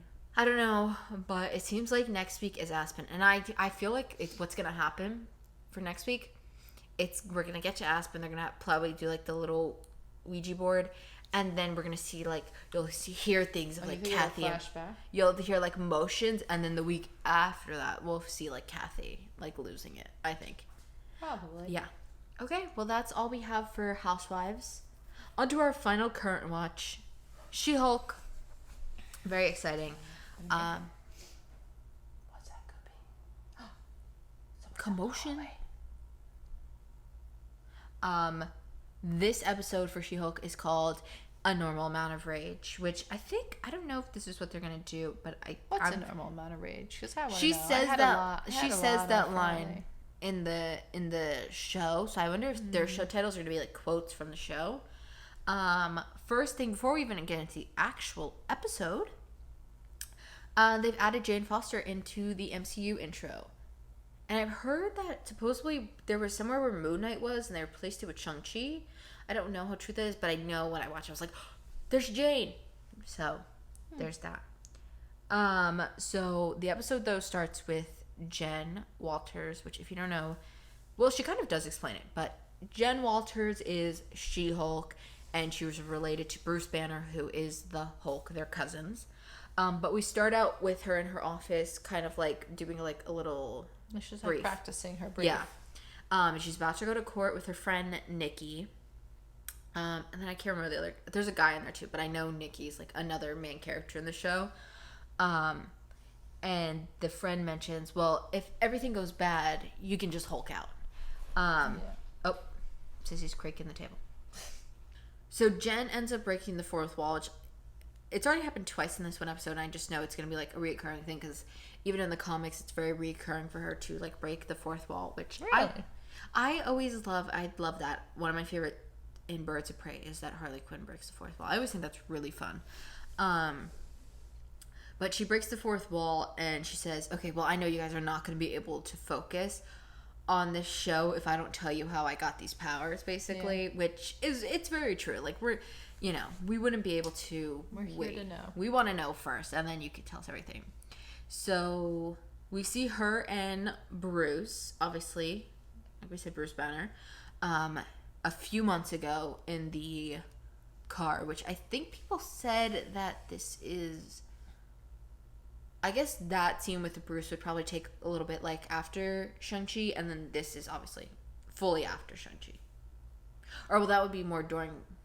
No, yeah, sorry. It'd have to be after Shang-Chi, because you'll see why right now. He has a special thing on his arm keeping him in human form, which I think he says is to help him heal his arm from when he did the snap. It burned his whole arm, basically. I don't know. I thought he just said that it was meant to, like, it was an inhibitor or something. Well, it's to prevent him from hulking, from being smart Hulk, but I think he did that so he could heal his... Okay. You just go, okay. No, it was to heal his arm, which he got when he snapped the nano gauntlet in Endgame. And they basically discuss Captain America and... It's just so weird. What is her obsession with Captain America? Is there something in the comic books? I don't know, but I know if you watch Eric Voss, it's always a topic. They're always talking about Captain America like constantly. So I think this show, I feel like, is very much... I don't think people are going to expect it to be fan service-y, but I think in a weird way it is going to be like weird things that you want to know about the MCU and they're going to tell you. Yeah. So they end up swerving off the road when a ship lands in front of them. They said what ship it was. It's a Sicarian ship, which is the trash planet from Thor Ragnarok, where Hulk is the gladiator and he fights with Thor. So obviously we don't know yet, but we're assuming they're coming to get him for something. They end up in the woods. Not just they end up... no, the car flips over. They end up in the woods. She's able to get out. He couldn't get out. And then she's like trying to, I guess, like pull him out or something, and somehow his blood gets into her. When she was coming out, she like cut her arm, and then he's bleeding. Yeah, and then his goes into her. Thank you, Cooper. Cooper's over there trying to correct us. His blood drips into her blood, which in the comics they. What is the matter, Coop? In the comics, technically, he gives her a blood transfusion, but this is kind of the same, basically, like. His blood just drips into her arm,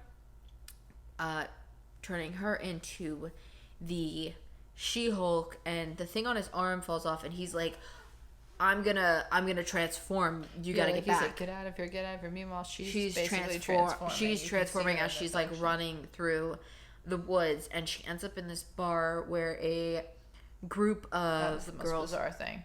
These girls just come in and they start like giving her shoes, doing her makeup, doing her hair, doing this, doing that. I'm like, what the hell did the pep squad come through from? Well, they ultimately dress her up a little too fancy, and then she gets hit on by too many people, and she starts to Hulk out again. Yeah, outside the bar, a group of guys try to hit on her, and then she hulks out. Her for someone else.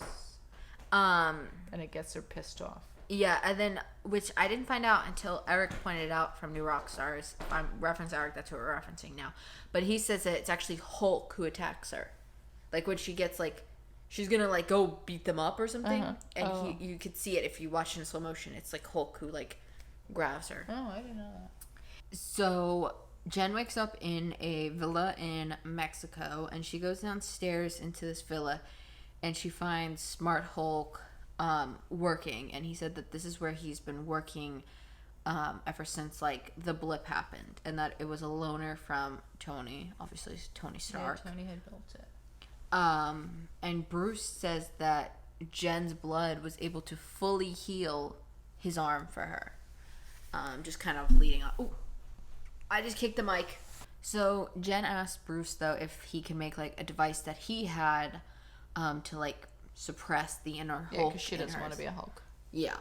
And they end up doing tests so they can try to figure out what triggers. Obviously, it's always like fear and things like that, but he wanted to be a little bit more specific with it. So he scares her into transforming, which has kind of been that scene that we've seen. Yeah, that was it's been in like every trailer and TV spot, like where she like puts her hands on the Stark blades and like pushes it back. Cooper and his toy.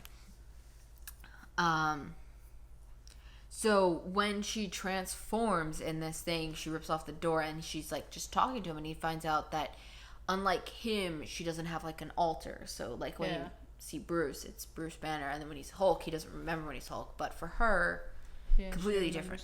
She keeps her consciousness. Yeah, like he keeps asking her, do you have somebody in there or something? Are you smelling her feet? I wouldn't do it. I'm freshly bathed. I know, I'm just saying. Still wouldn't do it. Not a foot person, so.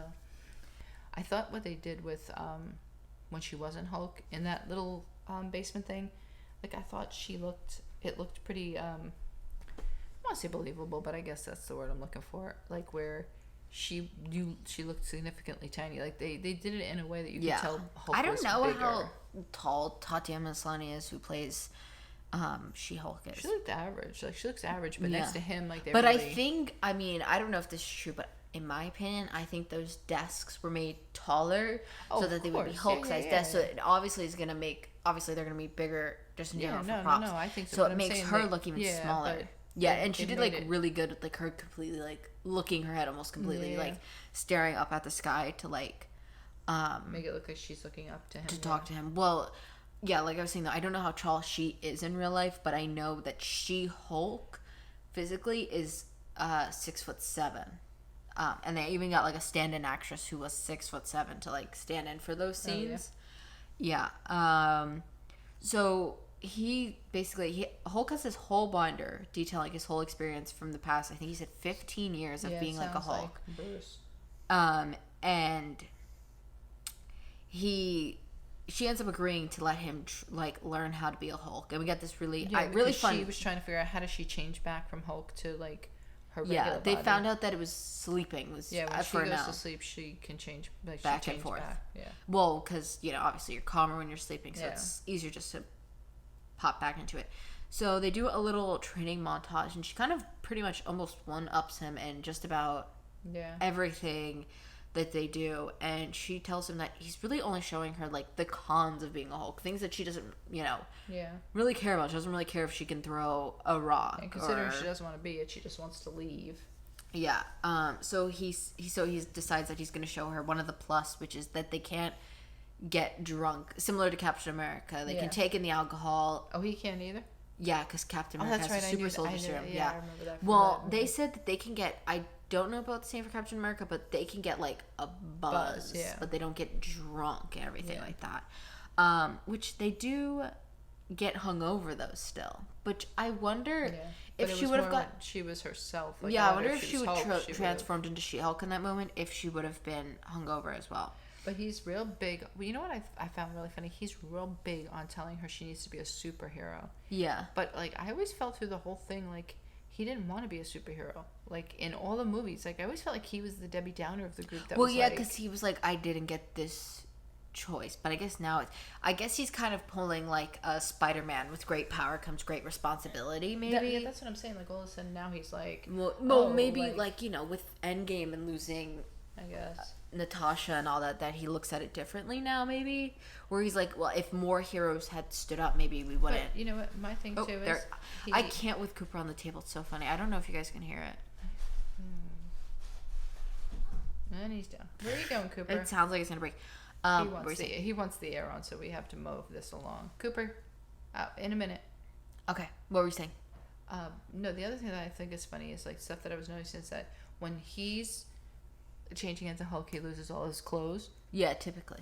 Do you not notice her clothes remain? Yeah, the same exact. Well, I think she one get like as it big as shrunk a little bit.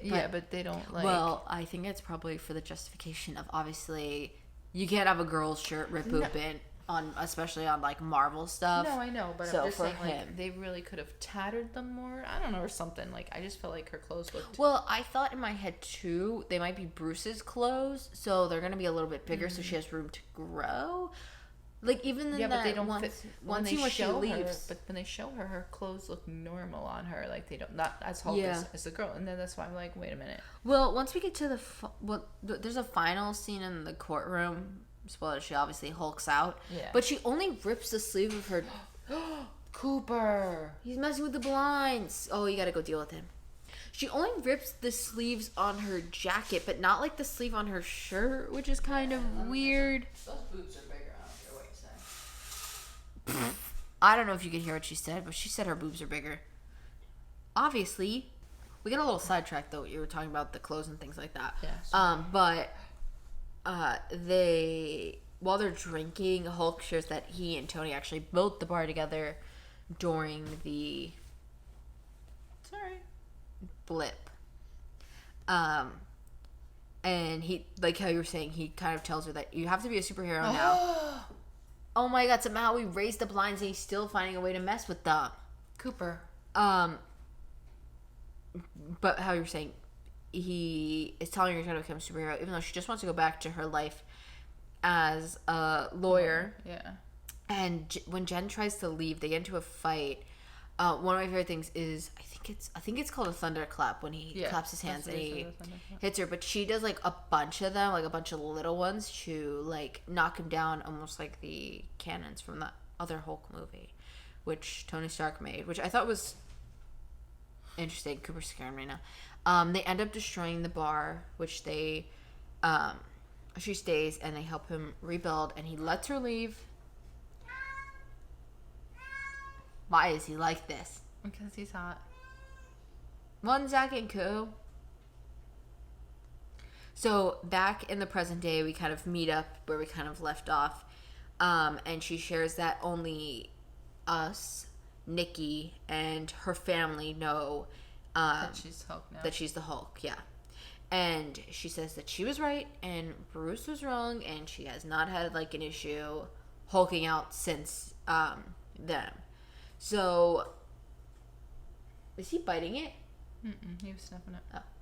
So once we get to the courtroom, Titania breaks in, and I assume this is like her evil. Yeah, this is like her big villain for her. She breaks in as she's giving her closing arguments, and I can't with him in the blinds. Jen ends up hulking out and tries, just kind of like punches her, and it kind of ends right there because these are only like 30-minute shorts because they're supposed to be like a sitcom episode, basically, like a real one. The outro, though, is in the style of comic book, not comic book, courtroom sketches, by the way, the outro cards, which I only really watch those like the first episode, and then I don't watch them. anymore. So I did note down some overall thoughts just on the first episode. Mm-hmm. I like it already. I think it's better than I thought it was going to be. Yeah, it's my two favorite things, Marvel and sitcom, so it's going to work for me. Yeah. But I will You may proceed with making more. I will say, though, people who are not enjoying this show, every review, and I quoted, literally most of them start with, I have no problem with women writers or women leads in movies and TV shows. To me, you're just making up a reason why you don't want a female lead. I'm sorry. Because that's not... Yeah, but you know what? Like, Bruce was in it a lot more than I thought. Well, I think he's only going to be in this episode. But this has been a cohesive thing that people have said about almost every show, Miss Marvel, all the shows. He can't figure out how to get down off the air now. Which people are probably like, what kind of air conditioner do you have that your cat is sitting on? What are you doing? Are you trying to eat my cord? You're trying to eat my cord. Get out of there. Oh my god. Cooper's one of the people who left the mean reviews about female leads. Okay, before Cooper so rudely interrupted, the only man is like interrupting. This is not your time. No, but most of the like reviews I saw led with that, and then they instantly picked on something that it's not like the CGI, which, in my opinion, I thought it was better than I thought it was going to be. So much better than the trailer. My opinion, for me, CGI, if I sit there... the fight was good. I thought it was all really good. For me, when I see CGI, if I'm sitting there, I go, oh, ooh, like, I take a minute, I'm like, oh, that doesn't look good. Or, like, if I'm never, like, thinking, oh, this CGI completely ruined the show and it took me out of the experience. I didn't think about that once. I actually thought, I was sitting there and I was going, wow, it looks so much better than I thought it was. And I personally don't think for you not to like a show, I don't think CGI is a valid reason to not like it, especially because of how it's really bad. Unless it's horrible. And I'm talking about if we're seeing Shark Boy and Lava Girl type of effects. But that's also kind of that style of the director who did that. So that's the only reason, but I'm just trying to, that was the first one that came to mind. But in Hollywood, we're hearing about how overworked these VFX artists artists are overworked right now. So to complain about this being your complaint, starting with like, I don't like this, but I don't know. I don't want to hear it. I like this show. I think if you're going to pick on the CGI, you're just trying to find a reason to not like the show. And if you don't like it, that's fine. Just don't like it. Don't watch it. You don't have to consume everything of Marvel. Plain and simple. But we'll be back next week to talk about episode 2, obviously, because I like it. Do you have any thoughts on She-Hulk? No, I just noticed at the end she took her shoes off. You didn't notice that? Her green shoes. There was a lot of green references. Yeah. But I noticed I didn't notice the shoes were green at first until she put her feet back in them. And I noticed that she said something about take the shoes off, and the friend ran and got the shoes or something for her. Yeah, I think her friend was like, the shoes. And she's like, oh, yeah. Yeah. Well, I guess apparently that's the only real part of her clothes that she really ruins, is that and the jacket. Cat scratching break. Okay, we're back from our little cat scratching break because he's causing trouble because we typically record these podcasts very early in the morning and we're doing it late at night when it's past his bedtime. Foolish us. So, come here. Trying to make him a little spot. So we're gonna do our solo watches. For me, I watched High School Musical, the series, episode 4, Warrior Nun 3 through 10, and I watched A League of Their Own. Do you want to go first with your little notes for what you watched? Yeah. I watched The Love Island. I also watched... I watched Good Trouble, but I'm not doing it. I mean, I can do it, but I'm not... Maybe like at the end of the season, just be like, oh, I like this and this and this. No, it's one of those that's like so hard to freaking watch. And it's a tricky one because there's so much going on for you to try to explain it all. They once again did like 5,000 topics. Like now they were talking about that Tila, what's her name? Tila Dunn. Tila Dunn is everywhere. No, there is a Tila No, I'm being serious. Tila Dunn is everywhere. No, but Tequila something. There's a girl that's named something Tequila. Anyway, she was a reality star. She was. Google that. I'm telling you. Okay, I'll Google that. You tell us about your show.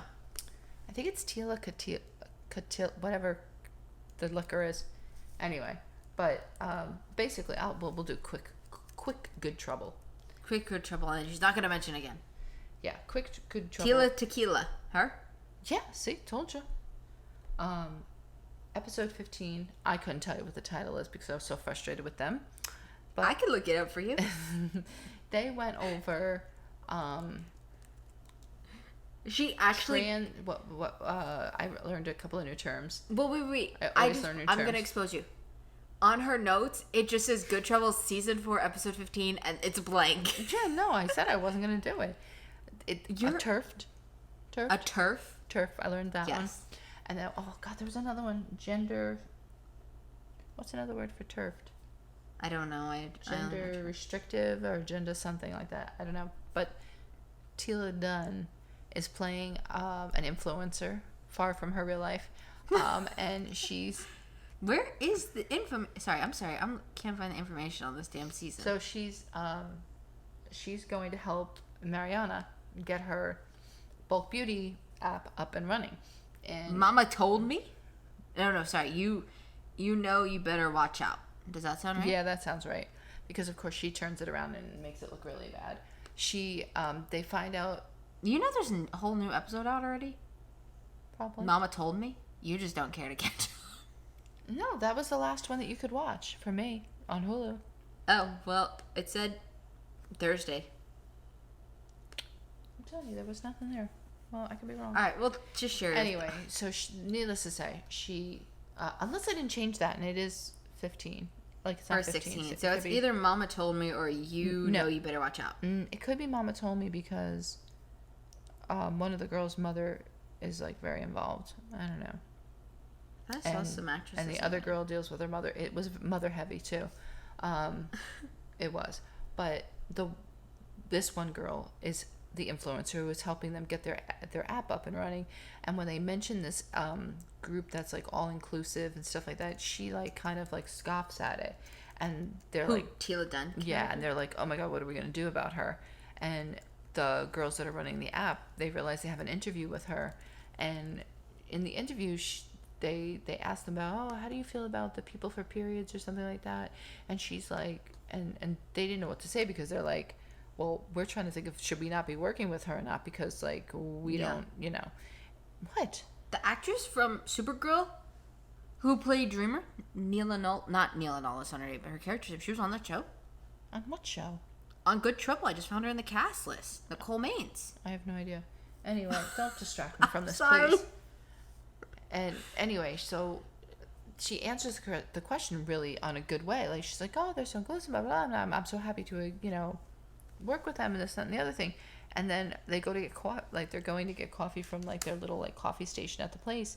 And Mariana says something to her about it. And she's like, oh, we were really worried because, you had that little, like, scuff and we weren't sure, like, where you stood. And she's like, we thought you were a TERF.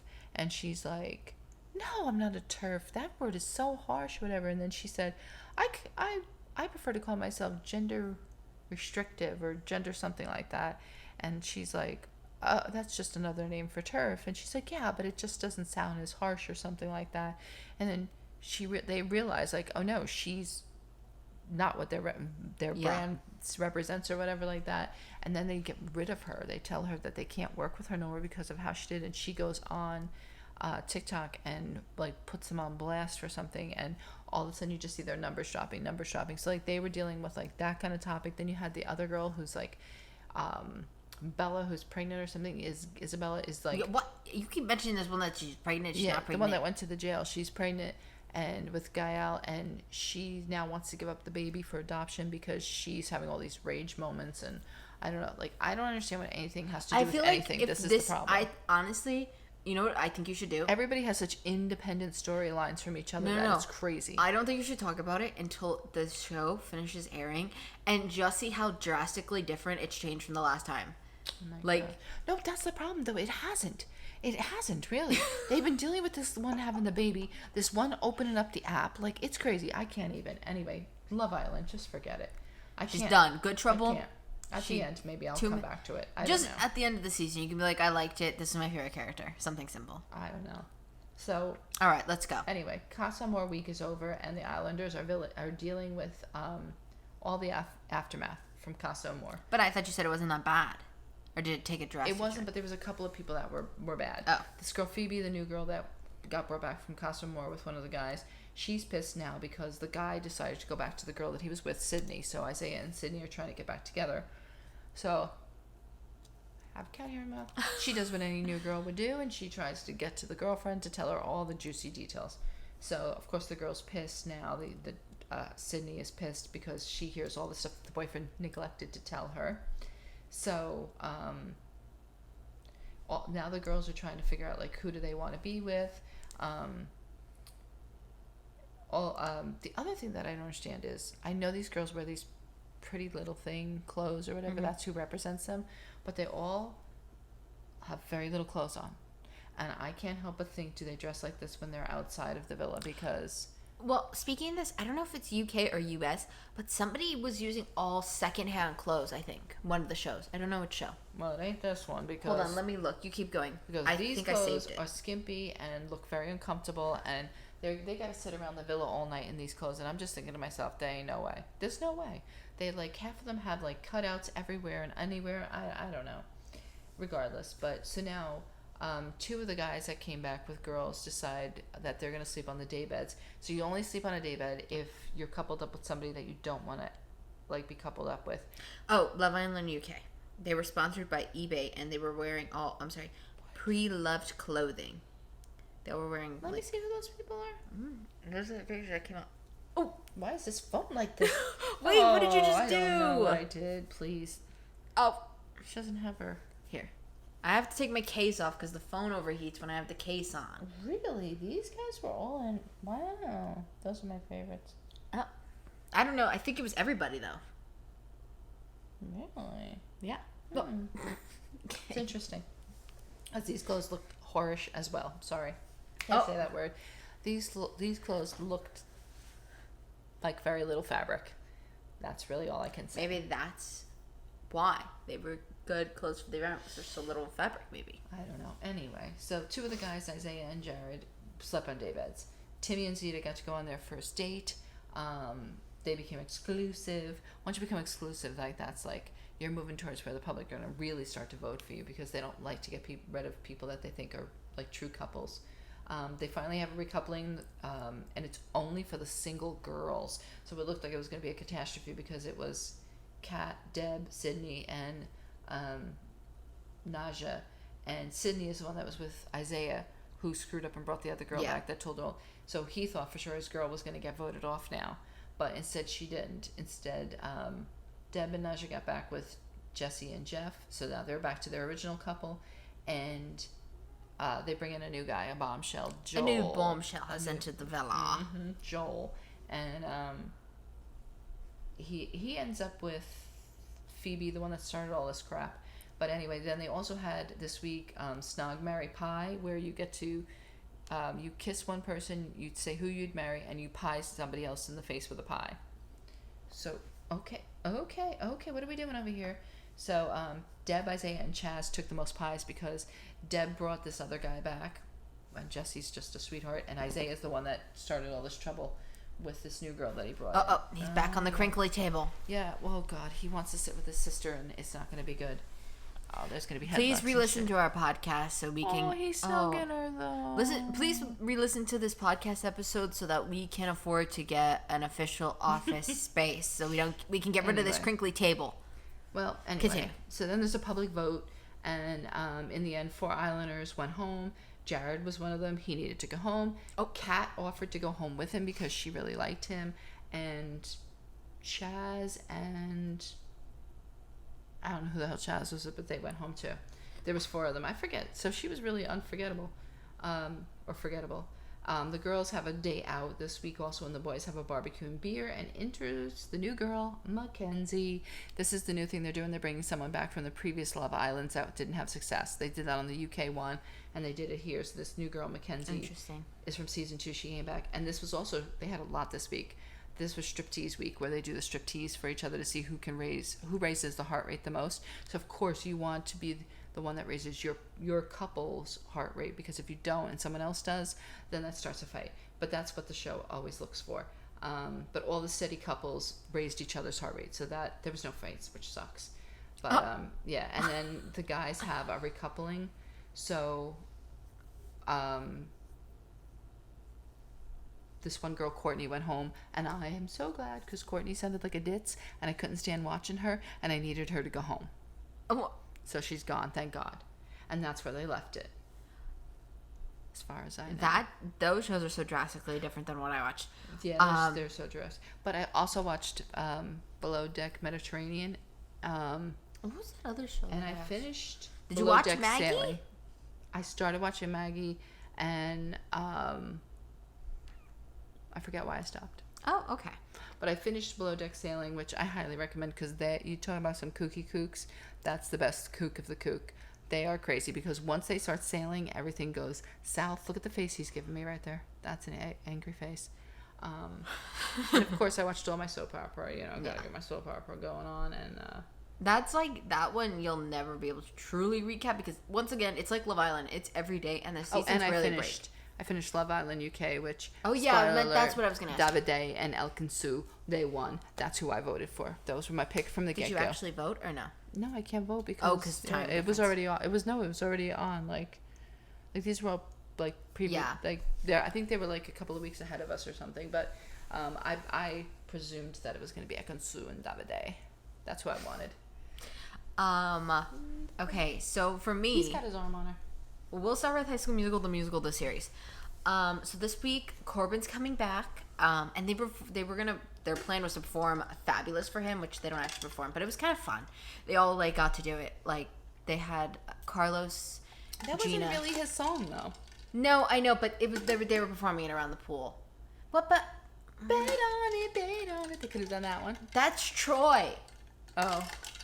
Listen to the coffee just sorry. Yeah, he doesn't really have we had that one that he did with Troy in the junkyard. That's High School Musical 3. The boys are back. Well, wait. Oh, wait. They're doing what one? They're doing Frozen as the play. But they were on to High School Musical 2 is the best one. No, fun fact. Funny that you mentioned that because Corbin goes, they say... What's the one they sang in the kitchen? He sang that one too. Oh, God, what was that? Places in the rain. He's so snugged up in her chest, though. Work it out one. Work. He's so snugged in her chest, and Corbin, she's just so angry. They say, I don't like how they portray Corbin in that show. They make him seem like he's so mean. Ugh. Where, in this show? Yeah, because I know he's playing a character. That's really horrible, sorry. No, but he says that he didn't see High School Musical 3 the senior year. Like, that's the whole thing they have with his character. I don't know. They make his character kind of mean, and it's not... He was... Sorry. What is going on with her? He was there, though, so he doesn't have to see it. No, I know, but... I mean, he could, yeah, but...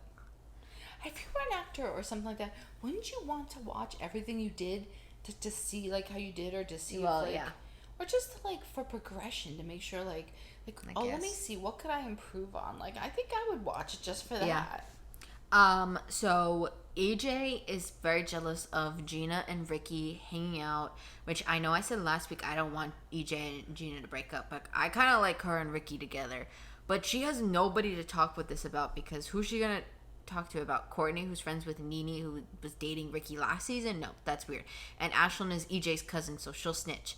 But it's true. Gina said that her mom is going to be moving back to Salt Lake City, so she won't have to live with Ashlyn, who is EJ's cousin, anymore.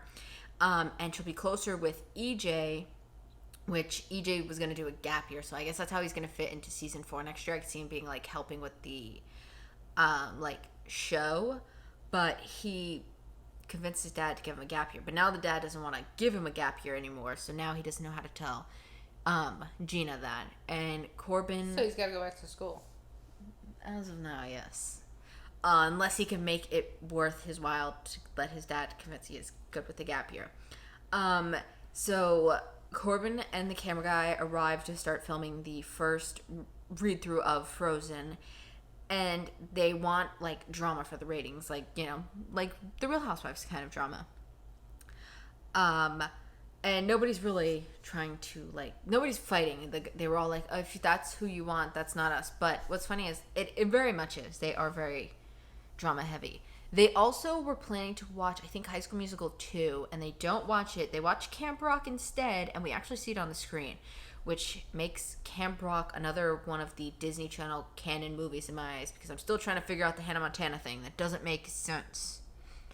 And then this is I think, pretty important. Maddox says that Ashlyn's acting with Val the way she acted with Madison before they started dating. And I think they're trying to set it up to trick you to think that Ashlyn and Val are going to date, but I don't think so. I think Maddox and Ashlyn are going to date because they fight with each other too, in my opinion. And then Jet, who was revealed to be Maddox's brother in the last episode. I'm sorry, and you say this doesn't sound like a soap opera? No, I know. This actually has quite a bit of drama. I don't know. I was lying. Jeez Louise. Maddox, who is... which also, the characters all think that Maddox likes Jet, which is funny, because clearly they were trying to do that on purpose. And who was Jet ended up being brothers with again? Maddox. Well, he can't like him because that's his brother. No, sister. No, obviously. But they all Wait, think... I'm sorry. Maddox is a girl's name? Yeah. I really gotta watch this show to figure this shit out. Wait, but her camp nickname is Gadget.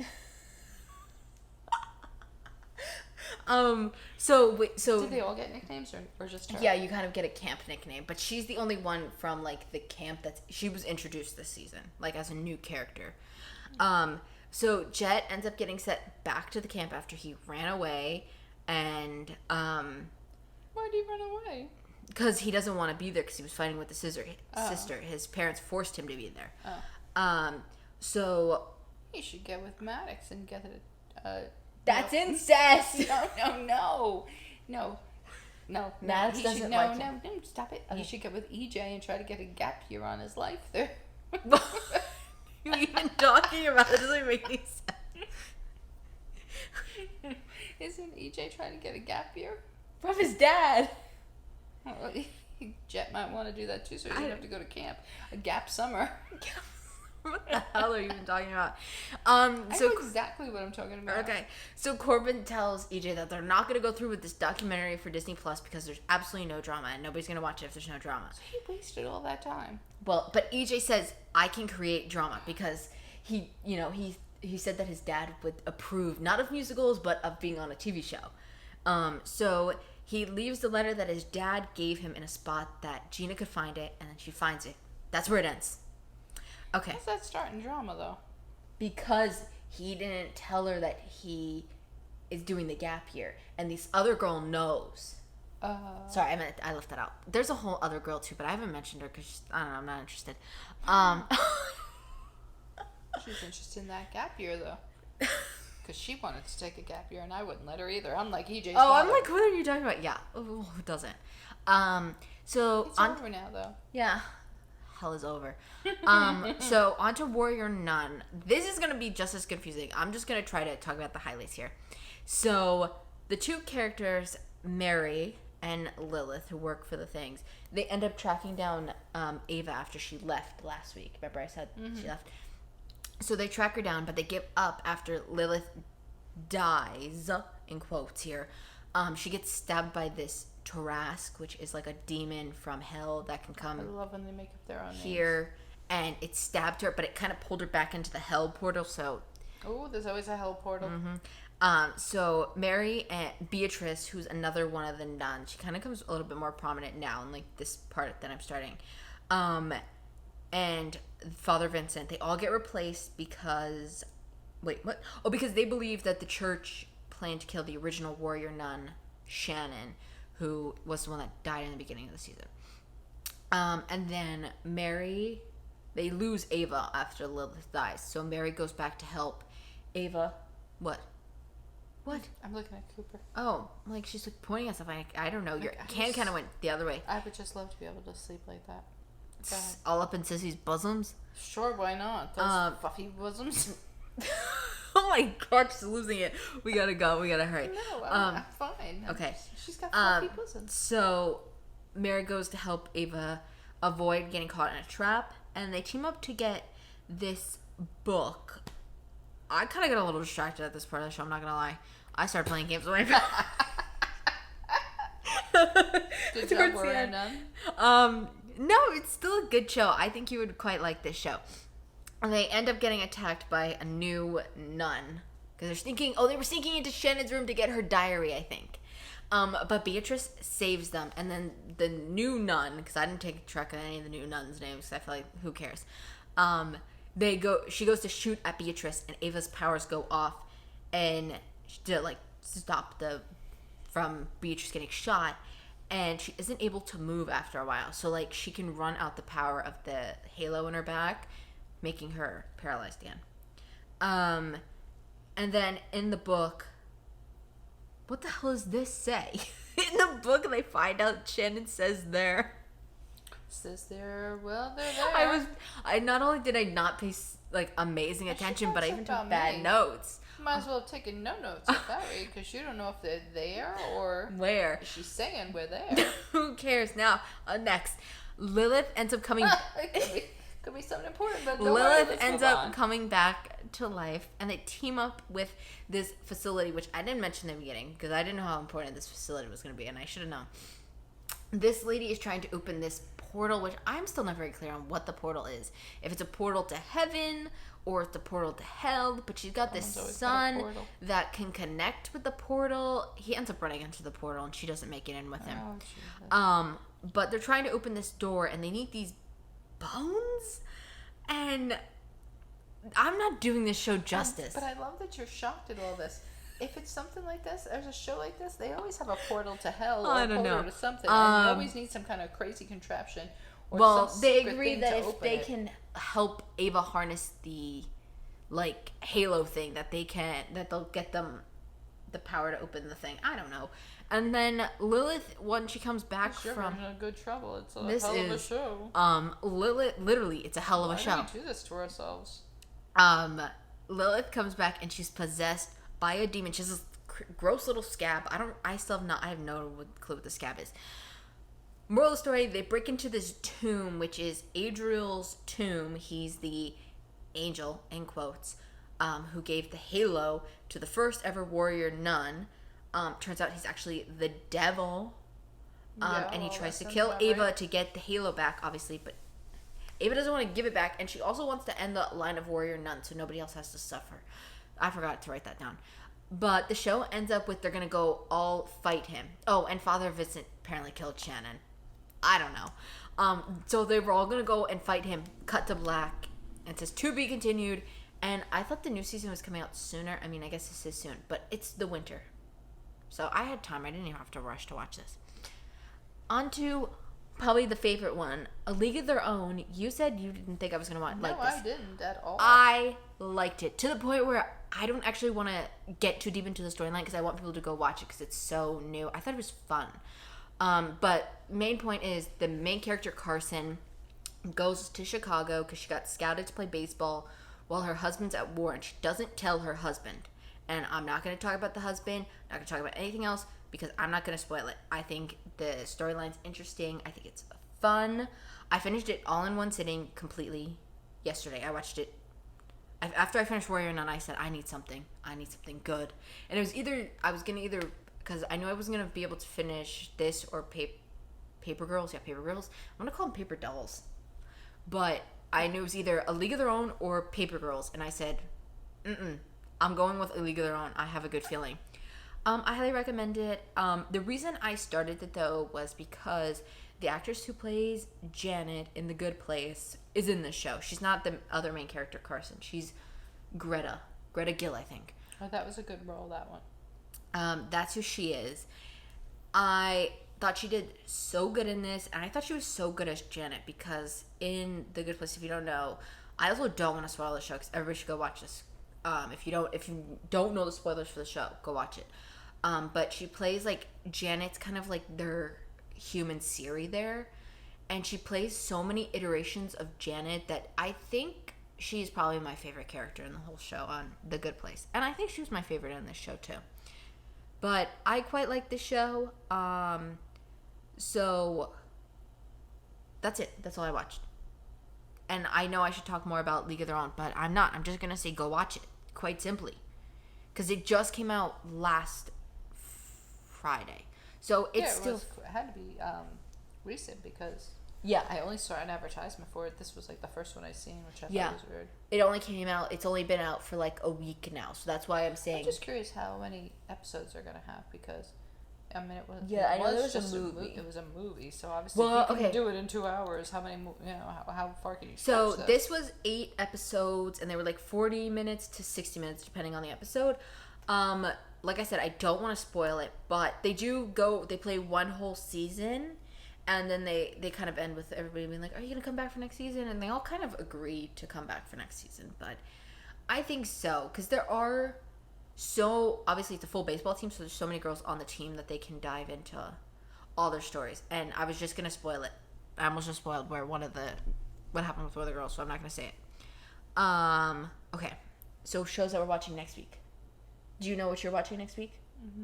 Yeah, me by myself, you mean? Yeah, by yourself. I'm gonna obviously finish my Love Island, Below Deck Mediterranean, my soap opera. Oh, Crinkle Fest. are you gonna watch? You're gonna watch Maggie because you started Maggie. Yeah, I did start. Imagine somebody sitting at home going, "When is this girl gonna talk about Maggie?" If you did, you should pressure her. It was getting good in a way because the one that I started to watch, like, it looked like she was like losing her power or something. I don't know. It was like weird, but yeah, I just didn't get the chance to finish watching that one. Okay. Well, is there anything else? You're gonna start any new shows? Binges? What? I said like any binge shows. Like I just watched. I don't know how many seasons are on about this, but that one that I was telling you, the was it Dollface? Oh, Dollface, yes, with Shay Mitchell. I can't remember her name, but she played Darcy on One Division and Thor. And Brenda Song is in that. That's a good one. That is on my list, but it's not high enough up for me to be like, I'm gonna watch it now. I just because I don't know what else I really wanted to watch. I think I got canceled. I think you should watch Warrior Nun. I think you would like it. It sounds like a weird show that you would like. Because she always finds those weird, like, you always like that kind of stuff, like the Merlin and Rain. Like, I feel like it kind of has that dark vibe. You should give it a try, maybe. For me, obviously I'm going to watch the next High School Musical, the musical, because, of course. I think I'm going to try and do Paper Girls this week. We received a request saying that we should watch Breaking Bad. I don't think you're probably gonna watch it. No, I've tried to watch that one time, and I might try the first episode because I know the show's about drugs, and I love the show Good Girls. I've watched it 3 times. Every time a new season came out, I rewatched like whatever seasons were before it. That's how much I liked that show, and it got canceled. So I'm thinking maybe because I know this one's more like in detail. And I know they have the spin-off Better Call Saul, I think.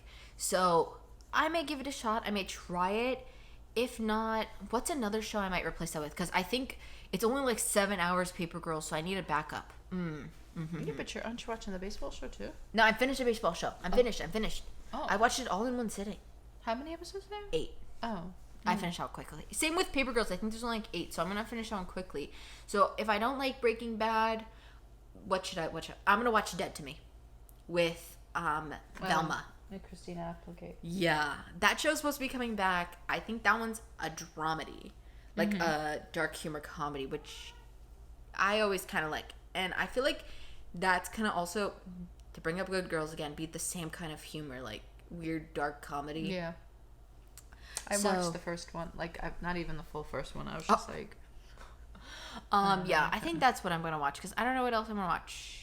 But I think there's only 2 seasons of Dead to Me, so I might be able to finish that and watch all 3 shows. So I may come back next with 4 episodes, but follow us on Instagram so you know what I'm gonna watch solo because I still don't know. Yeah. And then as for what we're watching for current TV, Housewives, obviously. Aspen next week, big. Only Murders finale.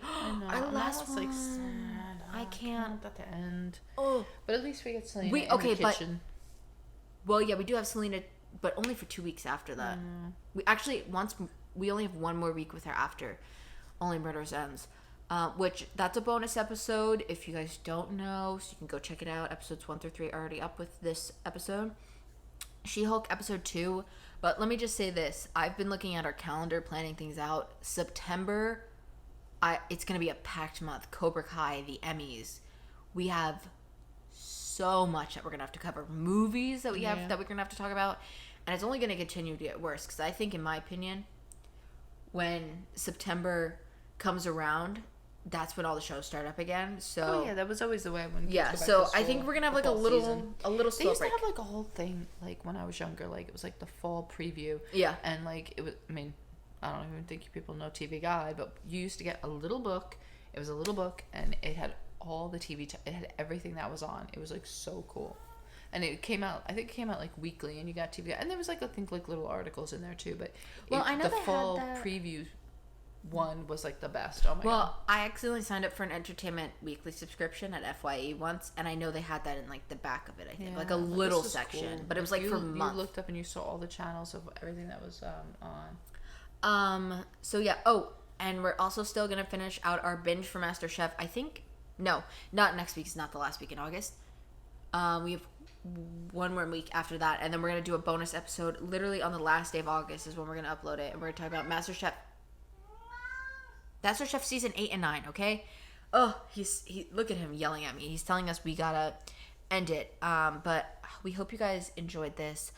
Follow our Instagram. We watch it all. That's where we'll post what we're watching. I just gave her access to the account, so if you're like, if it changes, God knows what I'm gonna post. I still have access to it though. Yeah, she'll just delete it. So it's like gonna be a Justin Bieber post, like, you know, where it goes up and boom, it's gone. So But you know what? You are like Justin Bieber because you'll post on your Instagram story and you'll post it like 3 times in a row. So you have to let me know when you post now because might have to go and delete one of them or 2. Because I'll be like, I'll go on and be like, you posted that story 3 twice. times. Sorry, but we figured out why you were doing that, so it's fine. Okay, I think that's all. So make sure you tune in next week because hugely, it's the Only Murders finale. So let's see if our theories were proved true. Yeah, hit the button. I gotta go to sleep. So does Cooper. Nah, Cooper.